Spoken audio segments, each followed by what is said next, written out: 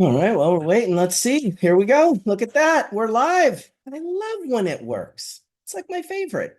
And we're recording. So, everyone, good morning.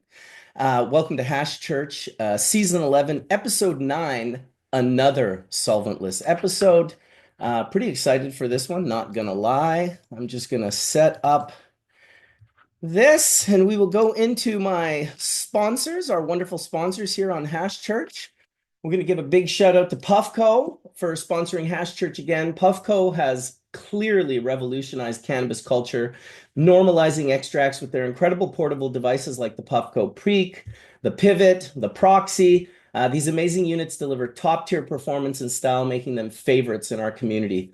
Puffco's unwavering support for all things cannabis keep us lit and united.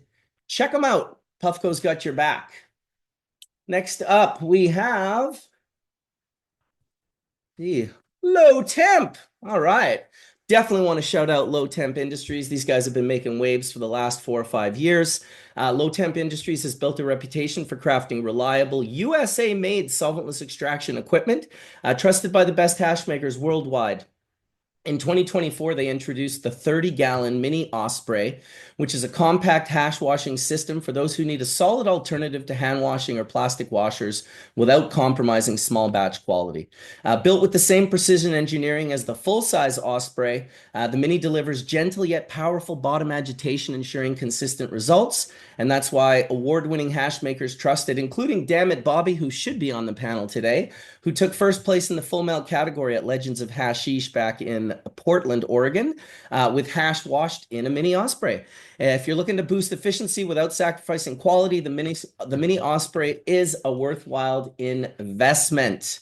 So there we go. All right. Grandmaster LEDs. So I've been working with these guys for a while.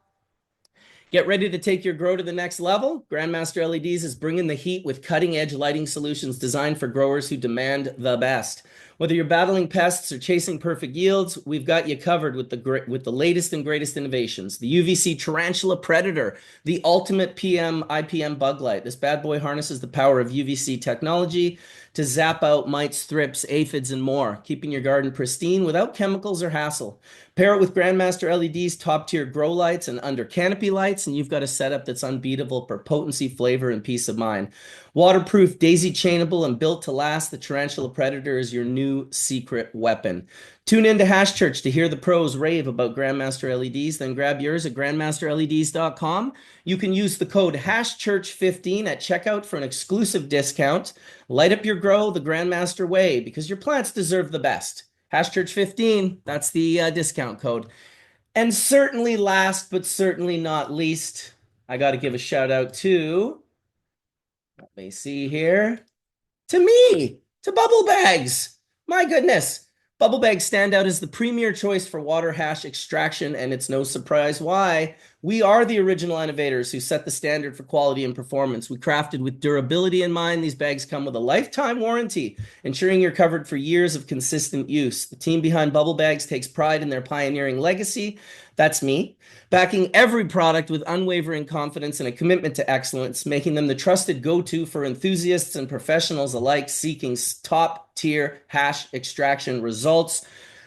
Don't believe the fake names. Those guys aren't us. We're not bubble bag dudes. We're not bubble hash bags. We are the Bubble Bags. And you can get a discount, HashChurch15 at bubblebag.com.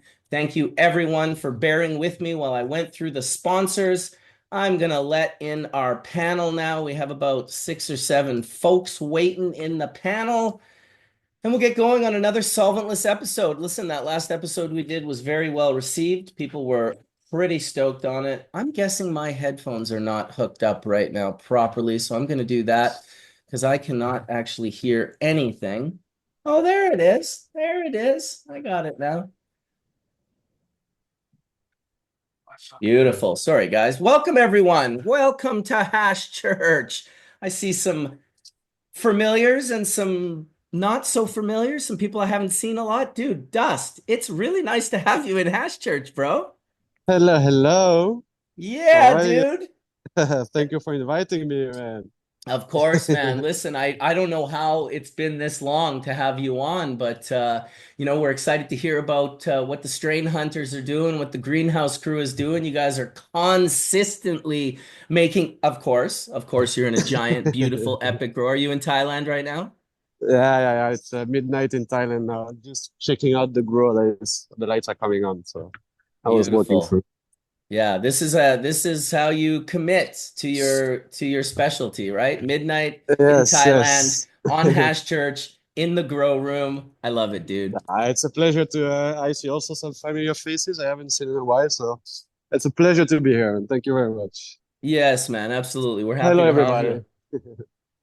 Happy to have Dust in the house. Happy to have the rest of you guys in the house as well. Nikka T's in the house again. How you doing, Nikka? I'm blessed, brother. Oh I can yeah. tell Okay, you got my a my. fresh comb. Yeah, man. That's what's up. Oh, damn it, Bobby's having problems. He's coming and he's going. He's coming and he's going. He's coming and he's going. We'll get him back. We'll get him back. Welcome back again, Caitlin. High Fidelity in the house, Hello. representing for the female hash makers. That's right. Caitlin makes the bomb. The bomb. I know because I've smoked it many times. Thanks, Marcus.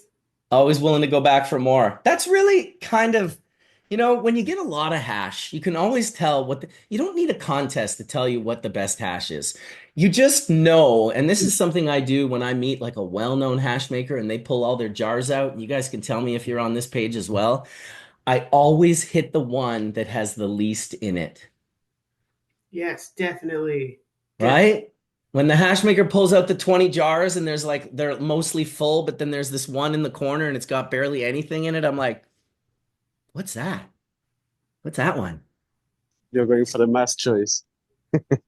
That's it. That's it. So I left my Yeezy OG out on the deck last night and it greased up on me. So now it's not powder anymore, but my God, it smells like almost like a cheese. There's almost a funky cheese that's come out of this Yeezy OG. I'm not sure if any of you guys know Yeezy OG from that Lit company, I believe.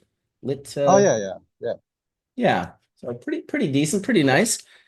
Welcome, Colin, in the house, Vessel Life Sciences, New York. What's up, man? Thanks for having me as always. Good to be on. Good. Dude, Good absolutely. to We got a be big good to panel see today, you. actually. There's a lot of people coming on today, like 15 to 20 plus people. So I'm kind of So, stoked that the hardcores came in first. We can have a little conversation. I felt like the last conversation, which you weren't here for, Dust, but it was a lot of solventless talk. It was a lot of just, talking about hash making, this, that, and the other thing. We did get into a pretty deep conversation in regards to parchment paper. We've had this parchment paper discussion in the past where people Hmm. are like, well, what if it's polluting or contaminating and no one's ever found anything and it's gone through these crazy tests? But our chemist, Dr. Mark, was like, well, unless you're looking for it, you're probably not going to find it. So we talked a little bit about Kelon and we talked about silicon and we talked about the potential for contamination out of parchment. I swear to God, we went on for at least an hour and a half about it, and not a single person mentioned the potential contamination from the screen bags. And so, if you understand the difference between the screen bags, you have polyethylene, which has a very, like a much lower temperature at which it off gases at. And then you have Nitex, which is almost twice. I believe it's over 400 degrees, like closer to 500 degrees, whereas the polyethylene is like 230 or 220. It can start even below that, it can start off gassing. So it's funny. Mark Scialdone just hit me up. He's like, "Oh, I'll be on there right away. Don't get into it too deep." This is definitely Mark's Yeah, conversation. there are so many factors to look at, no? Especially with now all those legal markets where the microbials have to be good and everything. It's getting very deep. Even the gloves themselves, like I think it was Hashtag, no, that did a very nice comparative thing with the microscope pictures and yeah, you don't people don't really think about it, but there's so many contamination from everywhere, including that and that. Yeah, it's interesting. It's funny because it's kind of like it rocks the boat. Like it does rock the boat. I'm not sure that there's some massive contamination occurring in rosin and I base that more than anything on my own olfactory and my own ability to when I inhale things that aren't right, I'll usually get a headache or feel sick or get some sort of sensitivity. I'm not saying that I'm, like a GC or a gas chromatograph or something. I'm sure that things could get past me, and I love the idea of people going deep and figuring out that at least something that we're making on the daily that I would say most of the people on this panel are consuming on the daily, like regularly consuming it nonstop. You just want to know that it's as safe as possible. It's where you want to make sure that, I mean, geez, 20 years ago, we were probably puffing on Eagle 20 and some other not so nice things, which were at the higher end of the, hey, we got to get rid of, these chemicals that are being sprayed. And then you have people like Dragonfly Earth Medicine going down the regenerative organic growing process of, creating safer medicine as well. I'm looking forward to the conversation today. Either way, it looks like you got your shit together. Damn it, Bobby. Damn it, Bobby. Welcome, brother. Good to see you. And that poster, that meme you posted the other day had me like pissing my pants. When you see someone that doesn't smoke melt at the ego clash. Oh, I don't think we can hear you. Uh-oh. I've had this happen before. You might have to come in and come back out. Damn it, Bobby. Fits the name. Welcome to Kaya in the house. Secretly under the name Iris. He's also, oh no, say something there, Kaya. I wanted to hear if I could hear you. I think my daughter hacked my computer here, so that's why her name is in the deal. I love it, dude. I love it. Here, watch this. What do you want your name to be? I can change it in a split second. Not Iris? Kaya's great. Boom. Yeah, I used to have to change Skunkman Sam. He'd come in with his name, David Watson, and he'd be like, I don't want people to. I'm like, dude, literally everyone knows your name. They know all your names. They know the only thing I think most people could admit that very few people knew what he looked like unless you were at a Legends hanging out and having him fill the hubbly bubbly for you. I love it. Good morning, Yes. Caitlin. Good to see you again. Good morning. Good to see you as well. Nice to What's hang up, out. y'all? What's up, Nick? Bobby? Got the whole crew. We also got the Curator, Mark Greetings, Archer. brothers. Dude, this guy's taking some super beautiful photos. I saw one the other day. It was like a little purple. I mean, fuck, I can't talk about it and not bring it up. One second here. I don't know if you have it. Let me bring it up because it really was beautiful. I'm sure you guys have seen it. The little purple rosin guy standing with the little beige rosin guy, and they're kind of got their hands out together. And I was just like, dude, that is like just really wonderful. I'm not gonna lie. I'm just opening up his thing right here. Those are And so we'll cool. get- I love those shots. Dude, they're so good. They're Right? absolutely wonderful. I think it's wonderful because you start taking these macro photographs and you get into it. And what I've been super impressed with, this is just a beautiful picture. I think it speaks volumes to me, what I saw is that, like, yeah, you know what? We have a lot of differences in our community, but we also have hash. And so let's focus on the hash maybe a little bit more than his title was Make Hash, Not War. And I mean, man, you think of all the people taking photographs of cannabis over the years, from like the Rob Clarks and the Ed Rosenthals and all the way up to the perhaps your Giddy Ants and then myself, and then growing into like the Dynasty and the Surface Area and just all of these incredible macro photographers. Yet you can still pull out something so new and novel as to create an image of a couple of rosin dudes. Is your audio working now, Mark? Yeah, I think I should be good. As long as you guys can hear me, I think we're in good shape. We can hear you great, man. Why don't, seeing as you're pretty new to this platform, why don't you give us a little background as to, who you are and what you're doing and how you kind of came to creating these just fucking beautiful images, man. Like the one you posted the other day, the invisible man, the invisible dab man. Dude, that is so sick. Wow. It's ridiculous, bro. That's art. That's Bro. art. Thank you. Thank you so much. And I appreciate the opportunity to talk about it a little bit because I feel like a lot of people see the art. I never show my face. I never really talk about it very much. I just like put it out and hope people interpret it as they want to because that's the whole idea. But yeah, I'm just really in love with the plant. I'm in love with the resin. I have been my entire life. Weed has been a huge part of my life. Like I grew up with like nothing, and the plant is what helped me kind of like ascend the social hierarchy and be able to actually afford my bills and do things I want to do and have a family. And it's all been all revolving around the plant. So my opportunity to give back to the plant is to like be creative with it and help show people that I think are really passionate. Like I'm lucky enough to be able to kind of choose who I work with at this point. And for the most part, I work with people who I really, really want to elevate their work. I want to show their work because I think they're super passionate. And if you're really fighting for the plant, I want to fight for you because at the end of the day, ultimately, we all wouldn't be able to do this if we didn't have the plant. Like it's changed all of our lives so incredibly. So this is just like the thing that I can contribute to the culture and the community that I'm good at that helps, it brings people into Solventless as well. It kind of makes it a little bit more approachable. Dude, it's fucking baller, bro. Are you kidding me? It's such a high level. Like, how are I'll tell you one thing, and I'm certain half the people on this panel are thinking it as well. I'm definitely working with you, bro. The Bubble Man brand needs to work with the Curator, man. Oh my goodness. Bro, and that's all I want to do is just I want to be able to do this exactly that. I want to work with like legends. I want to work with new up and coming legends. I want to work with people who are really super passionate. I want like if I have the opportunity to be around those type of people in the community and this is my vessel to get there, I just want to keep contributing art as much as I possibly can essentially and see where it takes me. And so far, it's been like a fever dream is kind of what it feels like. Dude, I love this one you did on the cannabis industry.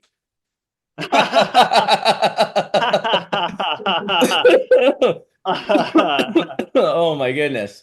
I had to say it, dude.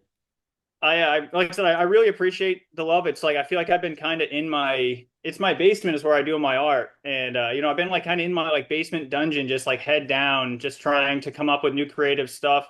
And the last like year, it feels like a ton of momentum has been built with people just appreciating the art. And that's all I want to do is just like continue to be able to basically just do weird stuff and have people appreciate it. Dude, I greatly appreciate your weirdness, bro. This is it really hit me hard. Like I was just like, and I feel like I had seen a couple, but like you want to talk about like unique and novel and like awesome. Like, dude, what the fuck, bro? This is so good. Sorry to Dude, be and I blowing all made this smoke up your ass, but the jet stream, I always try to make it actually stuff I'm doing. I try not to use anything from any other sources. So like that jet stream, I took a vape, like like a disposable rosin vape, and blew through the bottom of it and took a picture of that, like a single frame, and then used that as that jet propulsion. It's like, and then obviously I composite stuff together, but it's all stuff I'm creating all the elements in my studio by hand. by far the best way I've seen to market and promote solventless extraction. Bubbleman brand definitely wants to work with you in the near future. I'll be hooking you up. I'm guessing probably with my team in Michigan first. Oh shit, really? Look at that. This is so cool, man. I'm just flipping through all your pictures here and it's incredible. Thank you. And I want to say hi to Kaya and Caitlin. I don't know if you guys remember, but I filmed Melting of the Heads in New York. So that was like before this stuff really built the momentum. I had a High Times cover, but I hadn't really been doing the like super creative stuff yet. So I had a pleasure working around you guys at that time as well. Awesome. Very awesome, man. Truly just impressive. And I'm glad it makes me want to smoke some hash actually. So I'm gonna dip into this Yeezy OG 90 micron. Well, it kind of looks like diamonds, but it's just melt. Boop. There we go. So I hope you guys are all gonna load something up. What do you got there, Nikka T? You got some dry sift there? Some powdered bubble? Nah, this is just some dulce, some rosin. It's just some full melt Just 6-star fucking something I dulce. just whipped up. Just well, whip it up, dude. Is it in your joint? Um, no, some melt was in my joint, but I'm gonna dab some rosin with y'all. Oh, some melt. I'm just gonna drop this in the old universal heater. Actually, you know what? I don't want to wait It for was that. dulce So melt though. was it? Oh, we got Wook sauce in the house. Oh, must be Mark, we're Alice. hitting some of that ghost train haze. If you got some of that, Oh, dude, the Ghost Train haze. I'm a haven't big had it in a fan. minute. Dude, I'm a big fan. I'll never forget Scott showing up at my hotel room. It was a while ago, like maybe 2015 or 16. I was at the Krasnopolski in Amsterdam, and he had a big fat jar of the Ghost. And he was like, wow, I just got here. I don't want to smoke it all. Like we just gotta, it was a lot too. It was like 10 or 15 grams. And man, I'm telling you, he got there probably to my place around 7 or 8 o'clock. And we stayed up till 4 a.m. smoking on that shit. Easily polished off half of it. I remember finally at like 4 a.m. He's like, holy shit, I gotta get out of here, man. Like it was truly the experience. I mean, obviously we had just shown up, so we had that, it was easier to stay up. But I'll tell you, the Ghost Train haze is not the one to be puffing uh, at like 1 in the morning if you want to go to bed at any point in time. That is truly stay awake medicine. Hey, how you doing, Alice?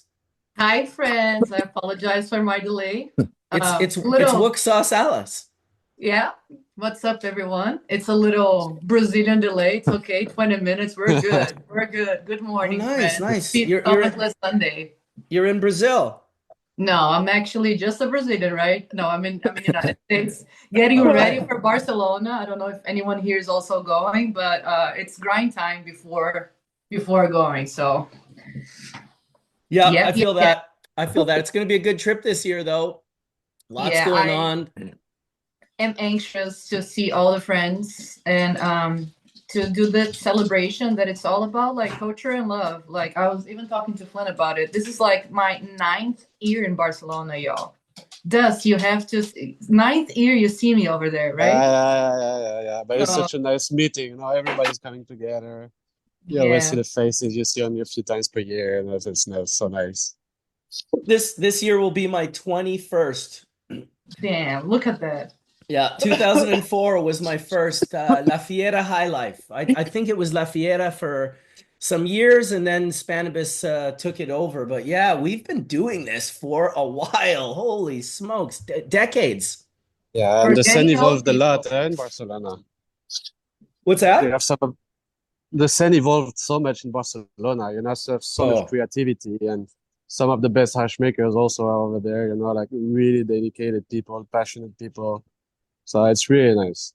I love it. It's, I absolutely love it. I'm sure Nikka T could say the same thing. Like the reception in Barcelona from the hash makers, the love that those guys and girls have of hash making and their soil and their growing and just paying massive amounts of attention.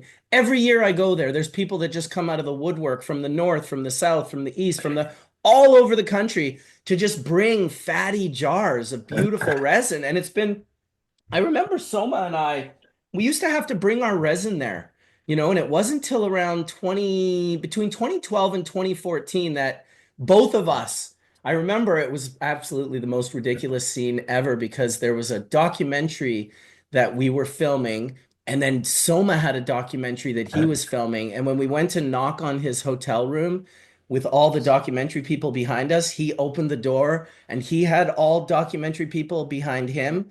And so they were all kind of like, oh shit, we don't really want cameras on. And so there was this whole bizarre maneuver. Anyway, while they were figuring that out, Soma and I were like talking about how it was one of the first years we didn't have to bring our own hash to Barcelona, which, when things are highly illegal and borders and this, that, and the other thing, I can't tell you how wonderful it is to roll up into Barcelona and know without a shadow of a doubt that I don't need to bring anything, that it's full. There's so many amazing hash makers. You are truly correct in the sense that the scene has evolved.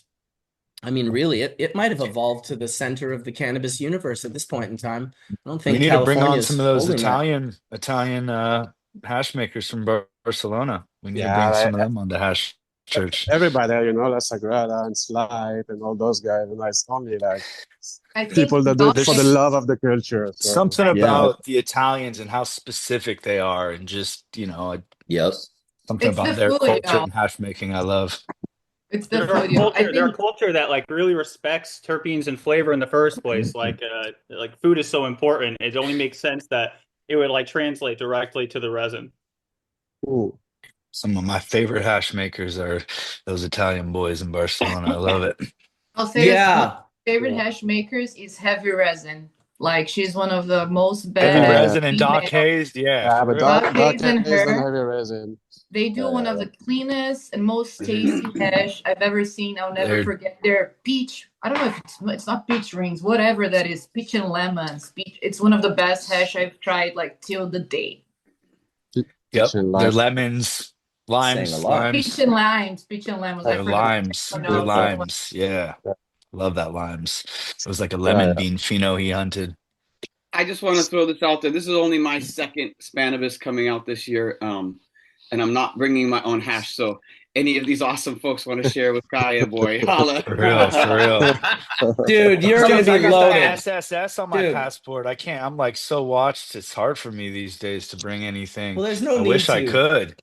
Yeah, there's so much there, and it's nice to Oh, for like, sure. I just smoke the- wish I could share, you know? I always wish I could share. These international trips are hard. People are always like, "Oh, what you bring?" I'm like, "Nah." Dude, Sorry. that's why I I gave got my away. DJ gear, you know? That's why I like- gave away more than half of my, like when I do Masters of Rosin, I'll sample them twice. I'm left with like 25 grams. I just give it away. Yeah. Give it No, to for everyone. sure. They're so excited. My last day, I was trying to get rid of hash. I go to HQ, I say hi to David. I'm like, just gonna give a couple of these away. He's like, right on, that's cool, man. Go give away the winners. The first jar I give to this Lebanese guy, he pulls out like a kilo of red leb hash. He's like, oh, you got to take some of my hash. Breaks this like 20-gram chunk off. I'm like, dude, I leave tomorrow. I'm trying to get rid of my hash. It was unbelievable. A quarter of a gram turned into like, 30 grams of hash. And he wouldn't let me not take it. He was like, you're taking it. Sorry, I don't care. Give it away to someone else. I'm like, holy fuck, spend the last 12 hours of my time here just giving hash away. But a beautiful good thing. Lebanese is so good that Dude, it was so good. I hadn't seen good Lebanese. You probably see it a lot more than I do, but this was the stuff, dude. Luckily in Just- Europe we can still find it. Right. Yeah, exactly. It's funny because when I saw it, I posted it and people were like, that's not real Lebanese. That is absolutely not real Lebanese. And I was like, dude, this could not be more real Lebanese. Like, I hate to tell you, I hate to break it to you. We don't fuck around. Yeah. Right? You check that out, Dust? So dope. Oh wow. The tree. The Almost tree. like an old school like Chinese tea from like 30 years ago. I love that. Yeah, for real. It's Palm brick, definitely palm brick. it's something different. I'll tell you that much. It's good to hold on to the roots, As a hash maker, I am 100% down with the new whatever it is, the purified this and the only 90 that and the fresh fro. I love it all. Big fan. But I always want to make sure that I hold my tether to the history, to all of that knowledge and information that Skunkman Sam really brought into my world, because I didn't go to Afghanistan in 1970 and smoke hubbly bubblies and collect those seeds. Can you imagine he brought all of those seeds back to Amsterdam and one of the Afghans cracked, and it is literally the Afghan in everything in Amsterdam. Wild, man. History. You spending any time in Amsterdam lately, Dust? Not so much. The weather is No. too cold and humid. Yeah, I feel that. It was one of the things back in the day when Amsterdam was kind of the center of the cannabis universe, and we all really just had to go there to gather. And of course, we do it in November, towards the end of November, when the real brittle, cold, brutal weather would move in. Great for hash making, not so much great for sauntering around a city stoned out of your gourd, trying to find a restaurant that fits more than 4 people. Classic. Yeah. Got 19 people. No, We but should still- all go I eat. City and the culture, they still have the cannabis so integrated in their life that it doesn't matter where I go, you know, when you go to Amsterdam, it's still Amsterdam. It has that little the smell in the streets, you know, the people sitting on the terrace and smoking in front of everybody's face. There's not many places, even in the legal countries, where this is happening like it's happening in Amsterdam. So True. it's always nice. No, too bad the weather is so shit there. Yeah, that's true.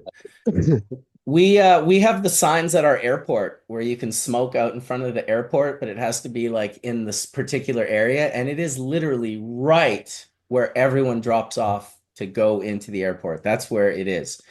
Originally, when it first happened, they put us way down in between the international and the domestic, and it was far.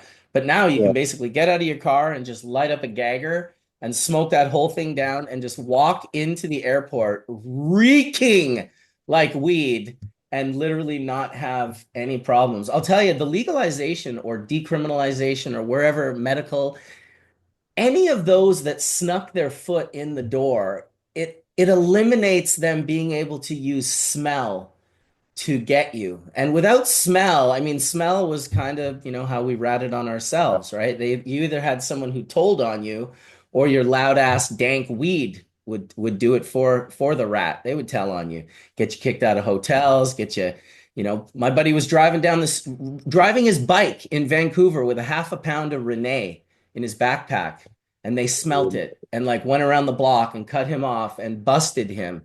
And now after that, we called the Renee hot to get you busted.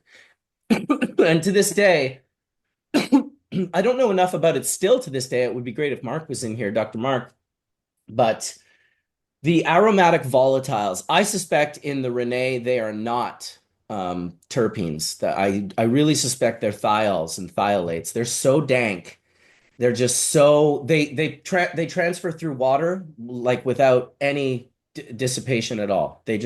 You wash them and they smell as strong, if not stronger, like a little small piece of Renee hash.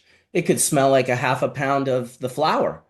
And so that's You also have that with the UK cheese, no? Did you find when the real UK cheese, it was so pungent, it would go through anything. yeah, Even exactly. sometime if it had been vacuumed, just if you had touched the bag with something, it would still smell outside. It's the sulfur compounds that Yeah, extend thiols. like that. Yeah. Yep, exactly. So we have a good conversation coming up here on Hash Church. I've been working on this with the whole team at Abstract, Marshall, the PhD Marshall League from Vuka Farms, Nick Ziegler, who did all the extractions for Yakima Chief hops and discovered 1,400 thiols, sulfur compounds in hops, as well as Jeremy Plum and Ryan Lee and Dr. Mark. It's going to be a heavy duty aromatic panel of going really deep and trying to understand. I really feel when it comes to the aromas of cannabis that we're kind of just leaving kindergarten, getting into grade 1. That's my personal understanding of it. I mean, a lot of us still call everything terps, and that's just where we're at this point in time. But I look forward to the day where we can perceive on that smaller, insanely tiny. I think it's human nature to think, oh, if there's this many aromatic volatile compounds that are terpenes, and that's like makes up 6%, well, then that's the highest percentage of aromatic volatile compounds. So it must be responsible for the majority of the flavor and aroma. And I don't think that's how it works at all, personally. I think that terpene profile and terpenoid profile is like an upside down pyramid that sits on little grains of sand of thiols and thiolates and esters and probably compounds that I don't even know the names of. But those really fine, small, the ones that are dank, like the cheese, like that skunk number 1, I'm sure that Renee was a skunk number 1 cut. I would bet my life on it. It was very much in between the skunk and the cheese. The only thing that was unique about it that I really loved is when you exhaled it, it smelled like a bowl of fruit, very much like Dave's skunk, but rank. And when you exhaled it, it just smelled like pure haze in the air. And that's what he told us it was that he had crossed skunk with haze and got this very unique combination. I don't know if any of you guys ever saw Renee. I certainly helped popularize it back in the late 90s. I think it's why bubble bags took off the way it did, because I lucked out and met this gentleman who, I probably told the story of my friend Mohammed. I can use his name because there's like a couple million of them. So Muhammad, he was an Indian fellow, but raised in Fiji, but really Indian descent if you followed his bloodline back. And he was a landlord here in Vancouver. And he would, one day he goes and he finds his Vietnamese tenant is growing indoors in his facility, and he doesn't even know what it is. He's completely confused as to why this guy has lights. He's like asking him what's going on, and the guy's like, please don't tell on me, like don't get me arrested, please. This was early 90s, so it was pretty illegal. And he was like, well, what are you doing? He's like, oh, and I grow these plants, and I'm making like $4,000 a month. And that stuck with my buddy. Not that he was making 4,000 a month, but that my buddy who owned the house wasn't making $4,000 a month. He was only making like 1,500. And that just like drove him insane. His business mind. So he's like, I'm not going to tell on you, but I'm going to evict you. And he photographed all of this guy's equipment. He evicted him. He took all of his equipment, and then he went and bought this equipment. And his first grow, and I don't know how he lucked out on this, but he ended up with this cut, the Renee. And he grew his first grow, and it was like 10 pounds or whatever. And I don't think I came into meeting him until the second or third grow. But by the third grow, this guy was harvesting like 80 pounds at a time. He had like, done 3 houses up or 4 houses. And then he started building and growing. And by the end of it, he was harvesting like over 100 to 150 pounds like every month. And he would just give me the trim because he had, first of all, in the early 90s, mid 90s, people didn't do anything with their trim. And he would just give it to me. And that was kind of my introduction to the Renee. And when I first put it into bubble bags, it just blew my mind. It was the nicest hash that I had ever seen. Very much like what Alice was talking about earlier with Heavy's hash. It was just it was super potent, super flavorful, didn't smell or taste how it smelt in the air afterwards, but both were super high caliber flavor profiles. It was special. I would, tell anyone if you ever have access to being able to smoke some of it, definitely don't pass it up. We all have our favorites, obviously, but for me, I like those ones that are just so rank. And I've told this story as well. I was smelling Renee after I didn't have any for a very long time, walking from my kitchen to my office. And it was just a door frame. The kitchen was right here, and the office was literally right on the other side, just like 6 feet. And there was a bookshelf on the right. And every time I'd walk through the kitchen, I'd catch this whiff of Renee. And it was like as strong every day. It was so strong. I was like, I finally like got down on my hands and knees, and I was like under my desk, and I was doing the tape thing with the masking tape where you stick it on the carpet and like pull it up just to see if you can see any pieces. Super ghetto crack action, Kaya. I see you laughing at me. But I did it. And in the end, I'm smelling it, and it's sort of pulling me towards the bookshelf. And I get in behind the bookshelf, and I find like a small little fan leaf that would have been around a bud with a little stalk, just by itself, no bud. It was just like maybe that big, a little piece of fan leaf. And I was like, this can't be it. Because up close, it didn't smell like that. And if you understand how these sulfur compounds work, you can't smell them when they're closer. They blow you out. But when they're further, and that's why the sensory science of smelling these things is never to put them right under your nose. You can smell them further. But I took that little piece it was so dry. I powderized it in my fingers, and it literally, like the smell that came up over my nose was I just couldn't believe that a piece of flower, cannabis, and at that point in time, I felt like I was pretty hardcore. I felt like I was into cannabis at least for 10 plus years, Well, that blew my mind. And I think that if breeders can secure genetics like that to work with in their lineage, that and glandular males. That was the other thing from a breeding perspective that I always found, that the males had flavor profiles that the females didn't have alone. And that if you brought an actual glandular male, and I'm not sure how many of you on the panel have seen glandular males, but I've been lucky enough to photograph them with Dr. Atomic had some really beautiful glandular males. And I think the first person to ever tell me about glandular males was DJ Short. He was the first one to talk about it.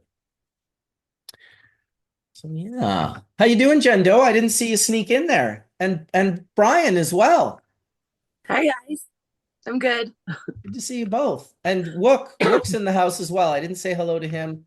Hello to you, fine sir. Hello, Fine. hello. How's everyone doing?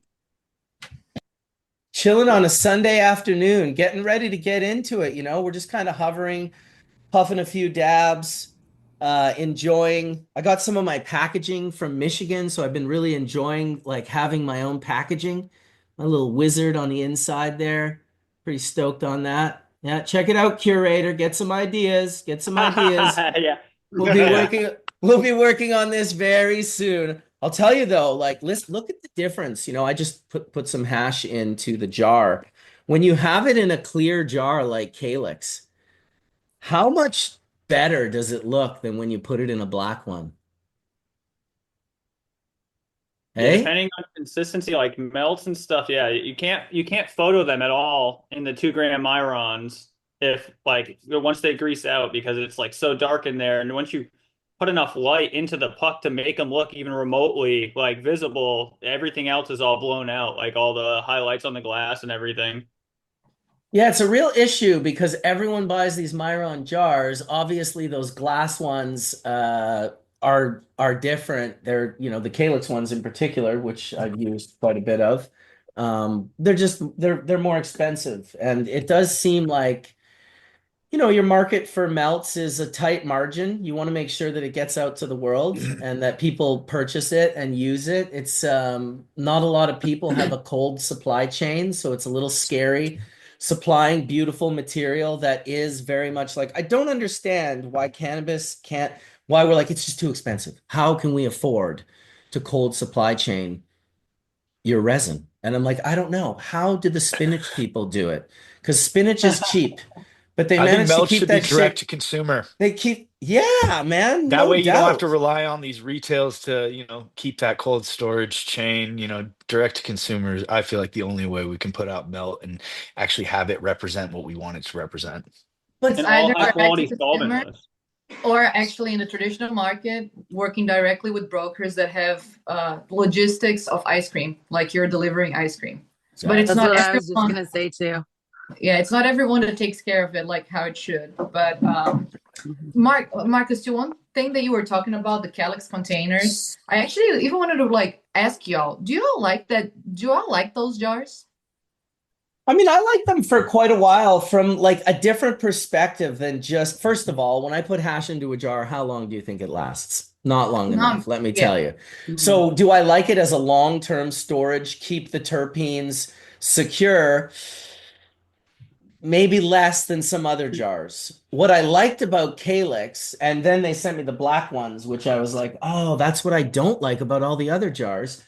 I'm a photographer, so I love to be able to see the hash when I stick my lens over the jar. Now, from the perspective of, well, there's different reasons, right? There's the photographer reason, there's the supply chain, like, oh, we need that jar to stay fresh for as long as possible. I think they're both different things. And I only really recently myself released melts into the market. I have melts in the Michigan market. And when I make a deal in a state, I generally let my partners maintain some of the decision making when it comes to what kind of jars are most receptive in their marketplace, what kind of jars are going to preserve the flour or the hash the best. So I wouldn't say I like them on all points, but I definitely like them from the perspective of photography. Like shooting, I like the square. It's different than round. The square pulls the eye differently in photography than a circle. And it's kind of, I like these ones as well, even though, these are certainly not for photography. I think these are great jars. They're nice and big and open and let me see the hash and get right into the hash. And, it doesn't hide the fact that this hash is spectacular. You looked at that and you were like, yep, that's the stuff. Whereas when I showed that black Myron jar, up to the camera, it just almost looks like it's only the jar on the inside. What are your thoughts on that jar, Alice? I want to share, like, I didn't do anything like the hashtag people that they did a massive experiment on it, but I saw. as y'all know, I like to travel with the Terps. And then when I travel with different jars, at least on a rosin, I had the same rosin being put in a mirror jar. And this jar here, sorry, oops, where's my camera? And this jar here, and also in the calyx one, my rosin dried so much in the calyx one. When you have a head stash, right? You have like 5 or 6 jars with you, and you are like, I don't know, going around with it for like a couple of weeks. You're in Brazil, it's changing the temperatures. For me, the calyx one did not work for like longer term storage. Like the rosin really got very dry. So to be honest, like at least to like keep it fresh, I love the Miron jars, undeniably. But all the melt that we package in these jars. And then if you remove the sticker from here, you can totally see the melt, like the melt. And when you put it like against the sun, you can see all that transparent like beauty when the melt starts to grease. So But what's the seal on the top of that jar? Is it a white kind of silicone looking seal on the top of that black jar? Clear jar? So Like if you open the lid and there's look on the just a inside. line. I can't open it yet because it's just being taken out of the freezer, so I cannot. Oh, I see. In I a see. few I see. minutes, I can show it to you. But Yeah, I there's probably just like have a one. there's just a little seal, but the rest is all metal. See, and that's what we're kind of talking about earlier. I would just want to know exactly what that is, and I would want to know how the off-gassing of volatile aromatic compounds can affect it. As a generality, I love the Myron jars compared to everything that came before it for like a few reasons. I think the one thing that I absolutely love is there's the most room for art on that jar that there's ever been. So we have like really cool designers doing really cool independent things for special drops and collabs. And so it allows like a lot more art to just get entered into the market itself. It gives more work for the artist and it makes people want to collect them. And then also, I like how deep and dark they are for hash rosin when I shoot photos because it creates this like really beautiful, like almost like romantic look to the hash when it has that cast shadow from being so deep inside the puck. And you have to like fight to get light in there. And when you do find like a good pocket and you light it right, it kind of like it just kisses the jar so perfectly. And sometimes you even get like a little bit of the blue from the cobalt blue, like in the corner of the jar. It's like so beautiful to me. Whenever I'm stacking, I'm doing final edits and I get like a perfect jar shot, I'm always like, oof, like I love the Myrons as far as aesthetics. I don't Yeah, know I wasn't thinking about the rosin because as I don't shoot rosin a ton, I don't shoot a ton anymore. I'm probably one of the last guys that still handhelds and does macro shots. I don't stack and I don't generally use a tripod or a rail Yeah. system. Your Which hand is is steady, amigo. You have Well, very steady trust me, hands. if you do 5-1, ends like, oh my God, like you just have to breathe a certain way. But I always tell macro photographers, no matter how good you get with the equipment, learn how to do it by hand because there'll be moments if you do that you'll create to capture your art outside of a sterile environment that you're controlling all the variables. I can photograph macro plants in a grow room where they're still alive. I might ask them to turn a fan off here and there, but I shoot those plants on the stock. I don't cut the plant and stick it in a little thing and then have a rail system with lighting all around it with a little button, and I stand in the corner, and which I don't get me wrong, I completely respect that. The images are so much better than single shots, but the ability to take a single shot will increase your talent and your skills in shooting stacked. That I can promise. So Yes. doesn't that just directly correlate to making hash and the fact that if you start by learning the hands-on way, then you can move to the more automated? I mean, Of that course. sounds very Yeah, very of course. similar approach to the Yeah, photography. I mean, too. unless someone's showing you, that's, you know what I mean? Like I have had people come into my facility that didn't have hash making experience, but I showed them the recipe that we learned to scale because we did it hands-on, and those people made exceptional hash. I'll say the same thing about growing. One of the best grow rooms I ever saw was in Bellinzona in Switzerland in the south. It was Scott Blakey, Shanti Baba. It was his grow, and it was all Calio. It was the most beautiful plants I'd ever seen. They were all 7 feet tall, just reeking like an orange grove. And I was like, dude, what is your secret? And he was like, well, I don't hire smokers. And I was like, what do you mean? He's like, all those people in there, they're rose growers. They're rose gardeners. None of them grow weed. None of them smoke weed. None of them have anything to do with weed. And I'm like, whoa, like, why is that? He's like, well, because it's hard to teach people who know how to grow. They'll just do what they want to do on my dollar while they're in my greenhouse because they obviously know everything. And he's like, these rose grower guys, they're not like that at all. I just tell them, hey, instead of the pricks that you're going to get from roses, just don't rub your eyes because it's a resin and it'll burn your eyes. He's like, that's literally all I told them. And then I just gave them the recipe to grow the plants. And it was literally, it kind of hurt my soul, Jen. I'm not going to lie. I was kind of like, oh, okay. Like, I was like, but at the same time, you can't You make know, that though, shit it's a up. lot easier to teach somebody than it is to unteach somebody. That's right. That's right. Mm. And if someone's been, I think it was Carl Sagan who said, once someone's been bamboozled, it's really hard to unbamboozle them, which you're seeing right now play out. We're not going to talk about this, but we are seeing this play out in the political realm of our world right now. But fuck those guys. Let's continue talking about hash. Banksy. So, Marcus, I think shooting handheld like you is respectfully an art form that is learned over time, and you're feeling out the room using available light, looking for that light, asking someone to turn a fan down. It's almost as if you're prepping, just like someone would with a 5-point perspective on lighting, to get inside that jar. Yeah. Like Curator, you can understand that. As you add more points on that light perspective, you can see more deep. You can see deeper into that crevice. It was super illegal too when I started doing the photography. So getting into people's grow rooms, A, I could do, but B, what I really wanted to do was I wanted to make sure when I left, they had no problems for the entire grow. They harvested, they sold it, they got all the money, and then I would be like, okay, now I feel good. Because every grow room that I would go visit, I would become a vector for that grow to be popped. And I would become a vector for being, hey, we need to talk to you. Like, you have to come over. We need to, all of a sudden I'm on a polygraph. That never happened because none of the grows I ever visited got popped. But I was very cognizant of that, Colin. And I think because of it, I wanted to bring less equipment. I wanted to be more low key.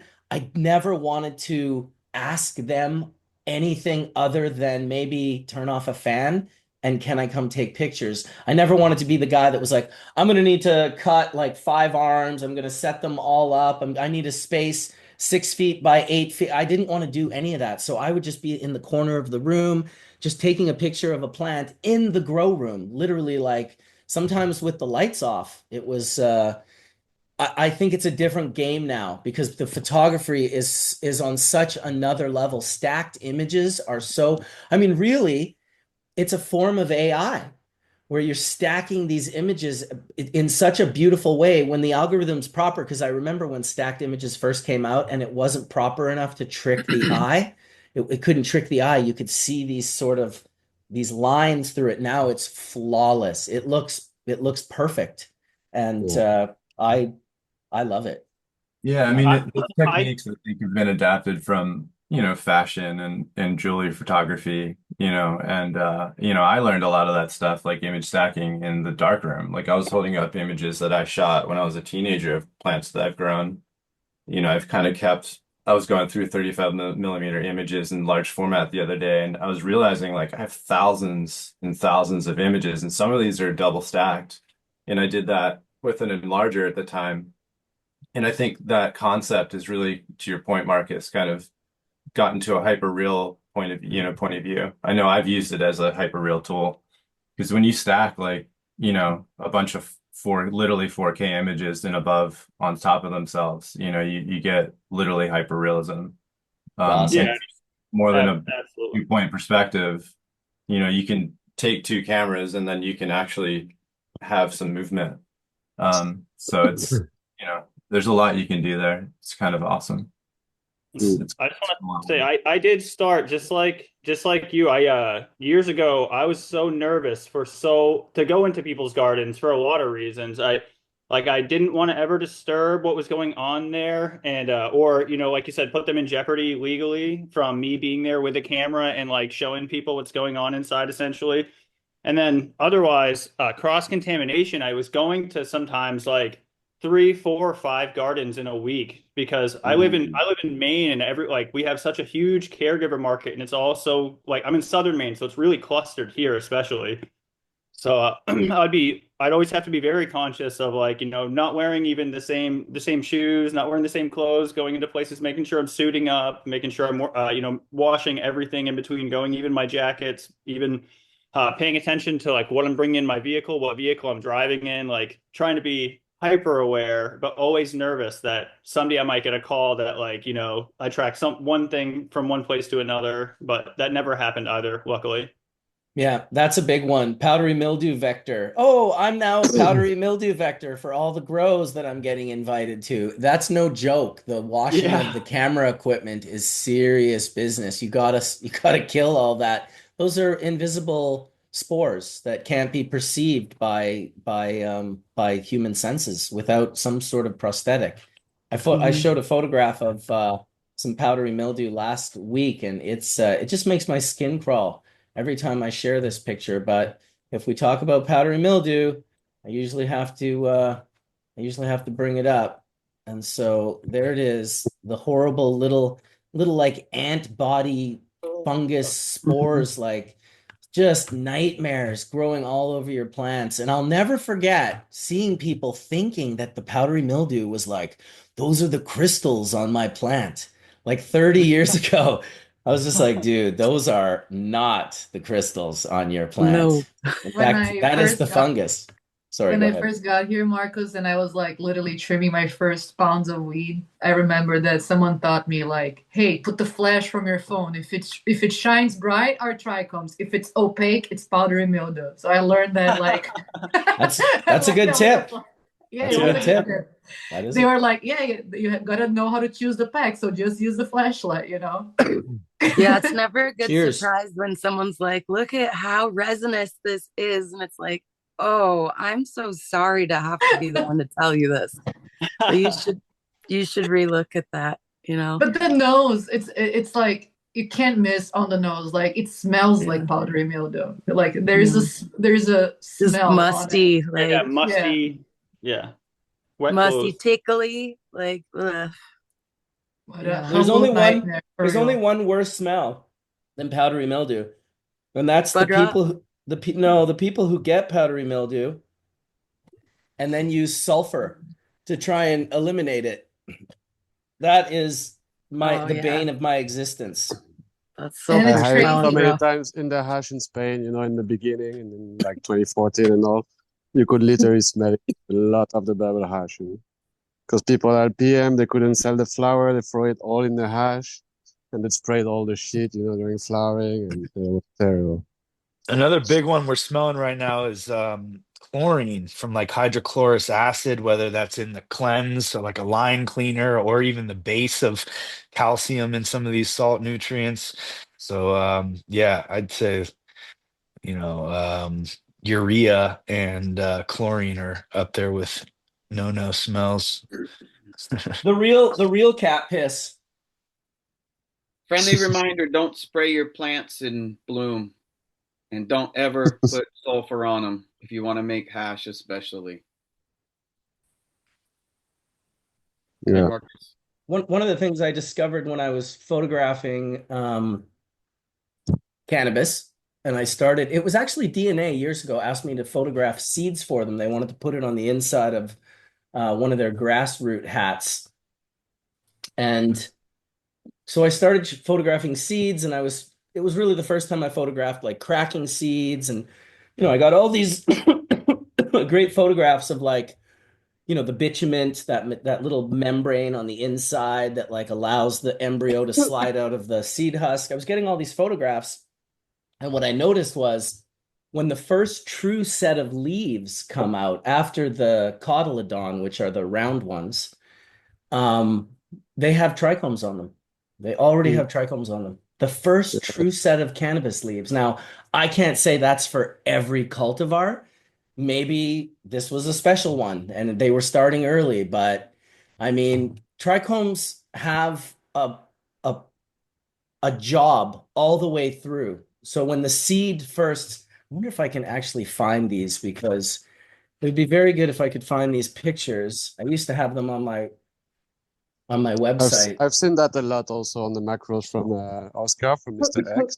Yeah, he takes great shots. Because he makes a lot of germinating seed pictures, and maize and everything. And yeah, you can clearly see the trichomes very, very early, as you say, when it starts to open. Yeah. It's one of the things when we do those big phenoms, and we walk through the fields, I always go kind of rubbing the stem a little bit as I'm walking through, because sometimes some plants, when they start vegging, they already reek more like, there's one plant that you're going to touch and you're going to say, wait a minute, it's smelling really strong suddenly. And I always mark those plants just to follow them up, and in rare occasion, they end up being the best in the selection. But I try to spot them also, because, yeah, you never know. I always keep them just in case. Let me say this to you, Dust. Thank you for your service. Thank you, but it was not in my plan, so I'm super grateful every day for what I'm doing. Man. That's a true service. Now Thailand is so beautiful, guys. It's great. Hey, everybody. Everything you can do here is amazing. Yeah, I got to get back over there. I haven't been to Thailand in a very long time, but it's a beautiful country. Yeah. I mean, the people are amazing, but that freedom, once you have all the license, all the paperwork, and you can work freely on everything. You can send to Europe, you can send to Australia, you can send to wherever you want, and now we're just finalizing the GMP area also. Beautiful. So yeah, it's like the whole circle, the seed factory is here, everything's here. It's unlimited. Well, definitely got to give it up to you guys, man. From even way back when I first met Arjen, like he was doing it up. He was he'd always had his haters. He always had people like biting on him and chirping to him, but he was just like focused and that this is what we're doing. Even in the earliest days of the Cannabis Cup, what I saw in those, and I went in 95, so like very much the earliest days of the Cannabis Cup. I saw a lot of sort of like just a lot of the Dutch people just had disdain for all these people that were showing up. It was just a cultural difference. They were annoyed by the way they were. And Arjen wasn't like that. He was like, I'll get buses. I'll hire, people to stand on the corners to be like, hey, this is the greenhouse bus over here. And he just he just opened it up to like cater to that sort of North American client more so than everyone else. Everyone else was just like, fuck that, I'm not doing that. Although a lot of them followed suit when they saw how well it worked for the greenhouse. Yeah, I mean, shit, since the day I've known that guy, everything he touches turns to gold. Like his projects don't fail. He's the hardest worker. He wakes works up hard, dude. 4 every day. Wake up at 4. I go to bed at 1. Yeah, it's nonstop. So and we're both passionate people. Everybody's passionate in the team, so it's amazing. Yeah, for sure. Unlimited, and R.I.P. to Franco. R.I.P. to Franco. Yeah. He was one of the big part of the spirit, of the team. But yeah, we're trying to keep up with that. That's Full gas? yeah, yeah, man. Full gas here. The bubble hash from the full gas is amazing. It's Hell very yeah. strong. For all those That's current lovers, it's there. nice. So you guys have a good hash making scenario going on down there? Tell us about that. Well, now I'm doing basically. I think if we are the only one that have the license medically to do hash legally, so we can do like a lot of R&D and rosin and stuff like that, for medicinal people.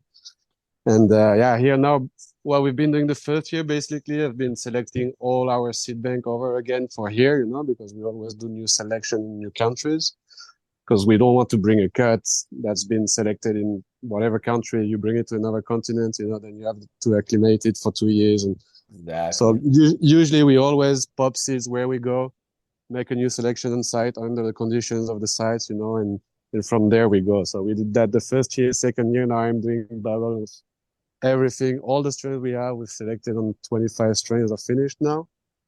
I did bubble from indoor, outdoor, glass house, in dried flower, fresh frozen, dry sift, everything. So we're doing all the tests, getting all those values for the seed bank. Also, it's amazing, So on our strains now, we Absolutely. could say that clone when we send it here, this is the amount of hash that's coming back in fresh frozen if you grow it properly, So it's so many data that we can collect and give to the customers that are awesome, and for us also, it's amazing to have it. So. Hey, give to the customer, give to the hash maker. Dude, that's like hash maker data gold. Yeah. No, yeah, of course. That's part of it, but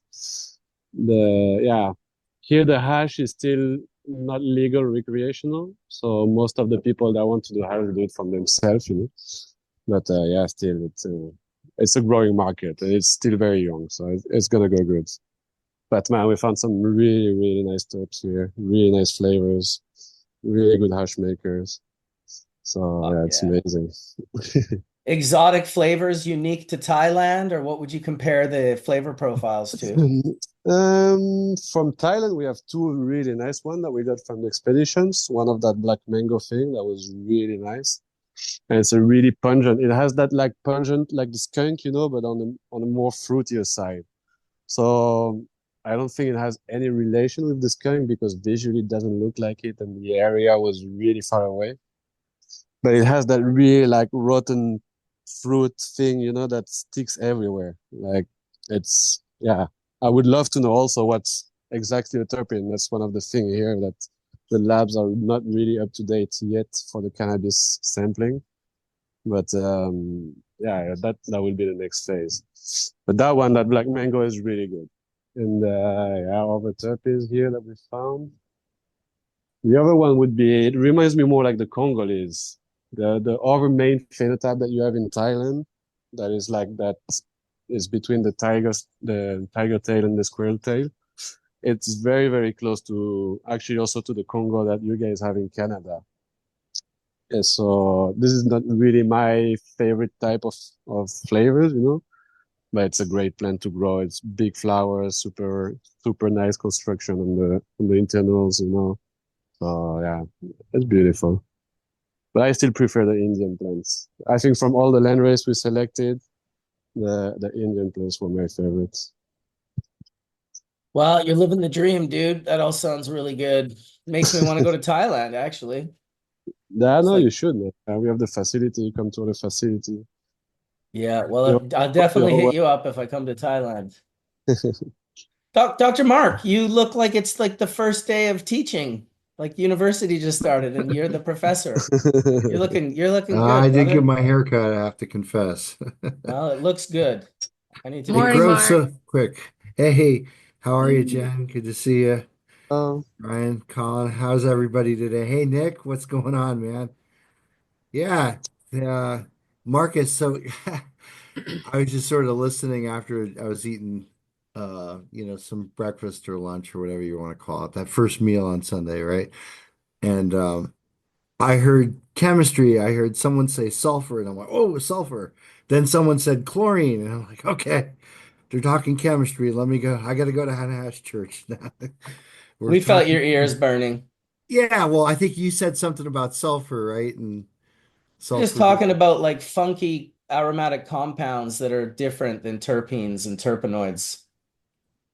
Yeah. Well, it's, sulfur, as you know, sulfur generates something called hydrogen sulfide. And does it just almost just being exposed to air, but a little bit of heat, a little bit of moisture, maybe even sunlight helps turn sulfur into hydrogen sulfide, and it's super toxic for fungus and for other microorganisms. I mean, it's a great, ironically, in organic farming, organic, you always concern yourself with the chemistry of carbon.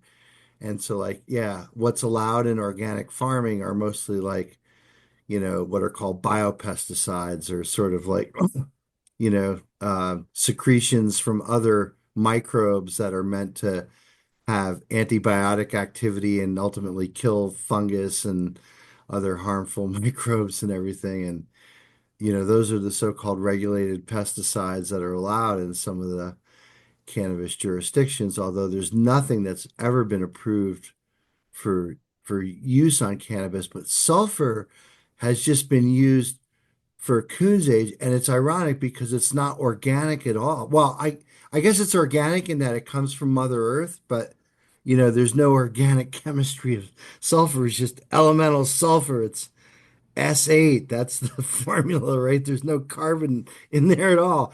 So it's just ironic that that's what's allowed in organic farming, which is supposed to be like carbon-based kind of stuff. But um, it's been so widely used in agriculture because it's so cheap. And yeah, it generates hydrogen sulfide, which is the rotten egg smell that you'll probably, you know, smell in hash or any extract that has residual sulfur in it. And check this out. You know that we patented HHCA. We were the people who hydrogenated HHCA. And before the Farm Bill, there was really no interest in HHC at all. And then we were contacted by an attorney out in, I think it was Vegas or something like that, that said that in this distillate product that they were observing they were observing basically HHC, which is hydrogenated THC. And the kid who was on the case knew about me, and so he reached out to me and said, "Hey, Mark, you should know about this." And so as it turns out, I mean, there's a sulfur connection here. The reason why they were seeing it is because if you have residual sulfur in a dist or in an extract and you try to distill that, there will be a reaction that will basically create HHCA in your distillate. So when you distill over, you're not distilling THC anymore, but if there's enough sulfur in there, you'll exhaust the amount of sulfur in there by converting any THC to HHC. And so I thought that was interesting because HHC doesn't occur naturally in the plant at all. And when we saw this, I suspected that it was sulfur contamination. And sure enough, if you have sulfur in a just an extract and you go to distill that, you could convert some of the stuff to HHC. It's interesting too. You'll see there's a product that's on the market right now that's 2 HHC to 1 CBN.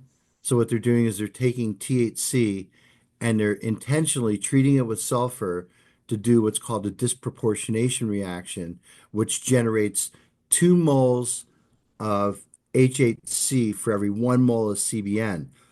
And that's a product. That's a thing. That's out there. It's out there on the exchanges and everything. You could buy 2 to 1 HHC to CBN. And if you think about it, it makes sense. This is our chemistry lesson for today, right? So when THC goes to CBN, it loses 2 moles of H2 gas, hydrogen. So if those are transferred, so in going from THC to CBN, they have to come from somewhere. So as it turns out, the THC that's in there is also hydrogenated by another molecule of THC that's losing its hydrogen, right? So one molecule is a hydrogen acceptor and one molecule is hydrogen donor. And in the way to CBN, you lose 2 moles of hydrogen. So it basically sacrifices 2 moles of your THC and converts it to HHC. So that's a product out there right now.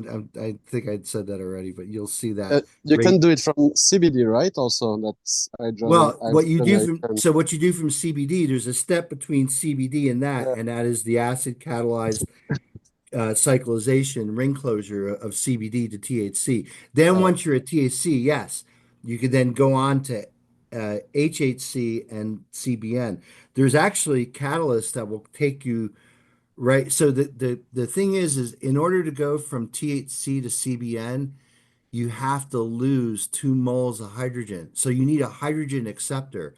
And like when THC, Marcus, naturally converts into CBN, just being exposed to air, the oxidant is the oxygen in air, right? So air is mostly nitrogen, but it's about 8 or 9% depending on where you live, oxygen. And so that oxygen is enough to convert THC into CBN, and at nail temperature too. You'll see if you analyze reclaim, there's probably about 5 to 8% CBN in your reclaim because that nail temperature and that heat and the fact that we're in an oxygen atmosphere, you can't keep that reaction from happening. yeah. The other And the thing same is that happens in the Moroccan hash also. The Moroccan hash always has a lot of CBN because of that.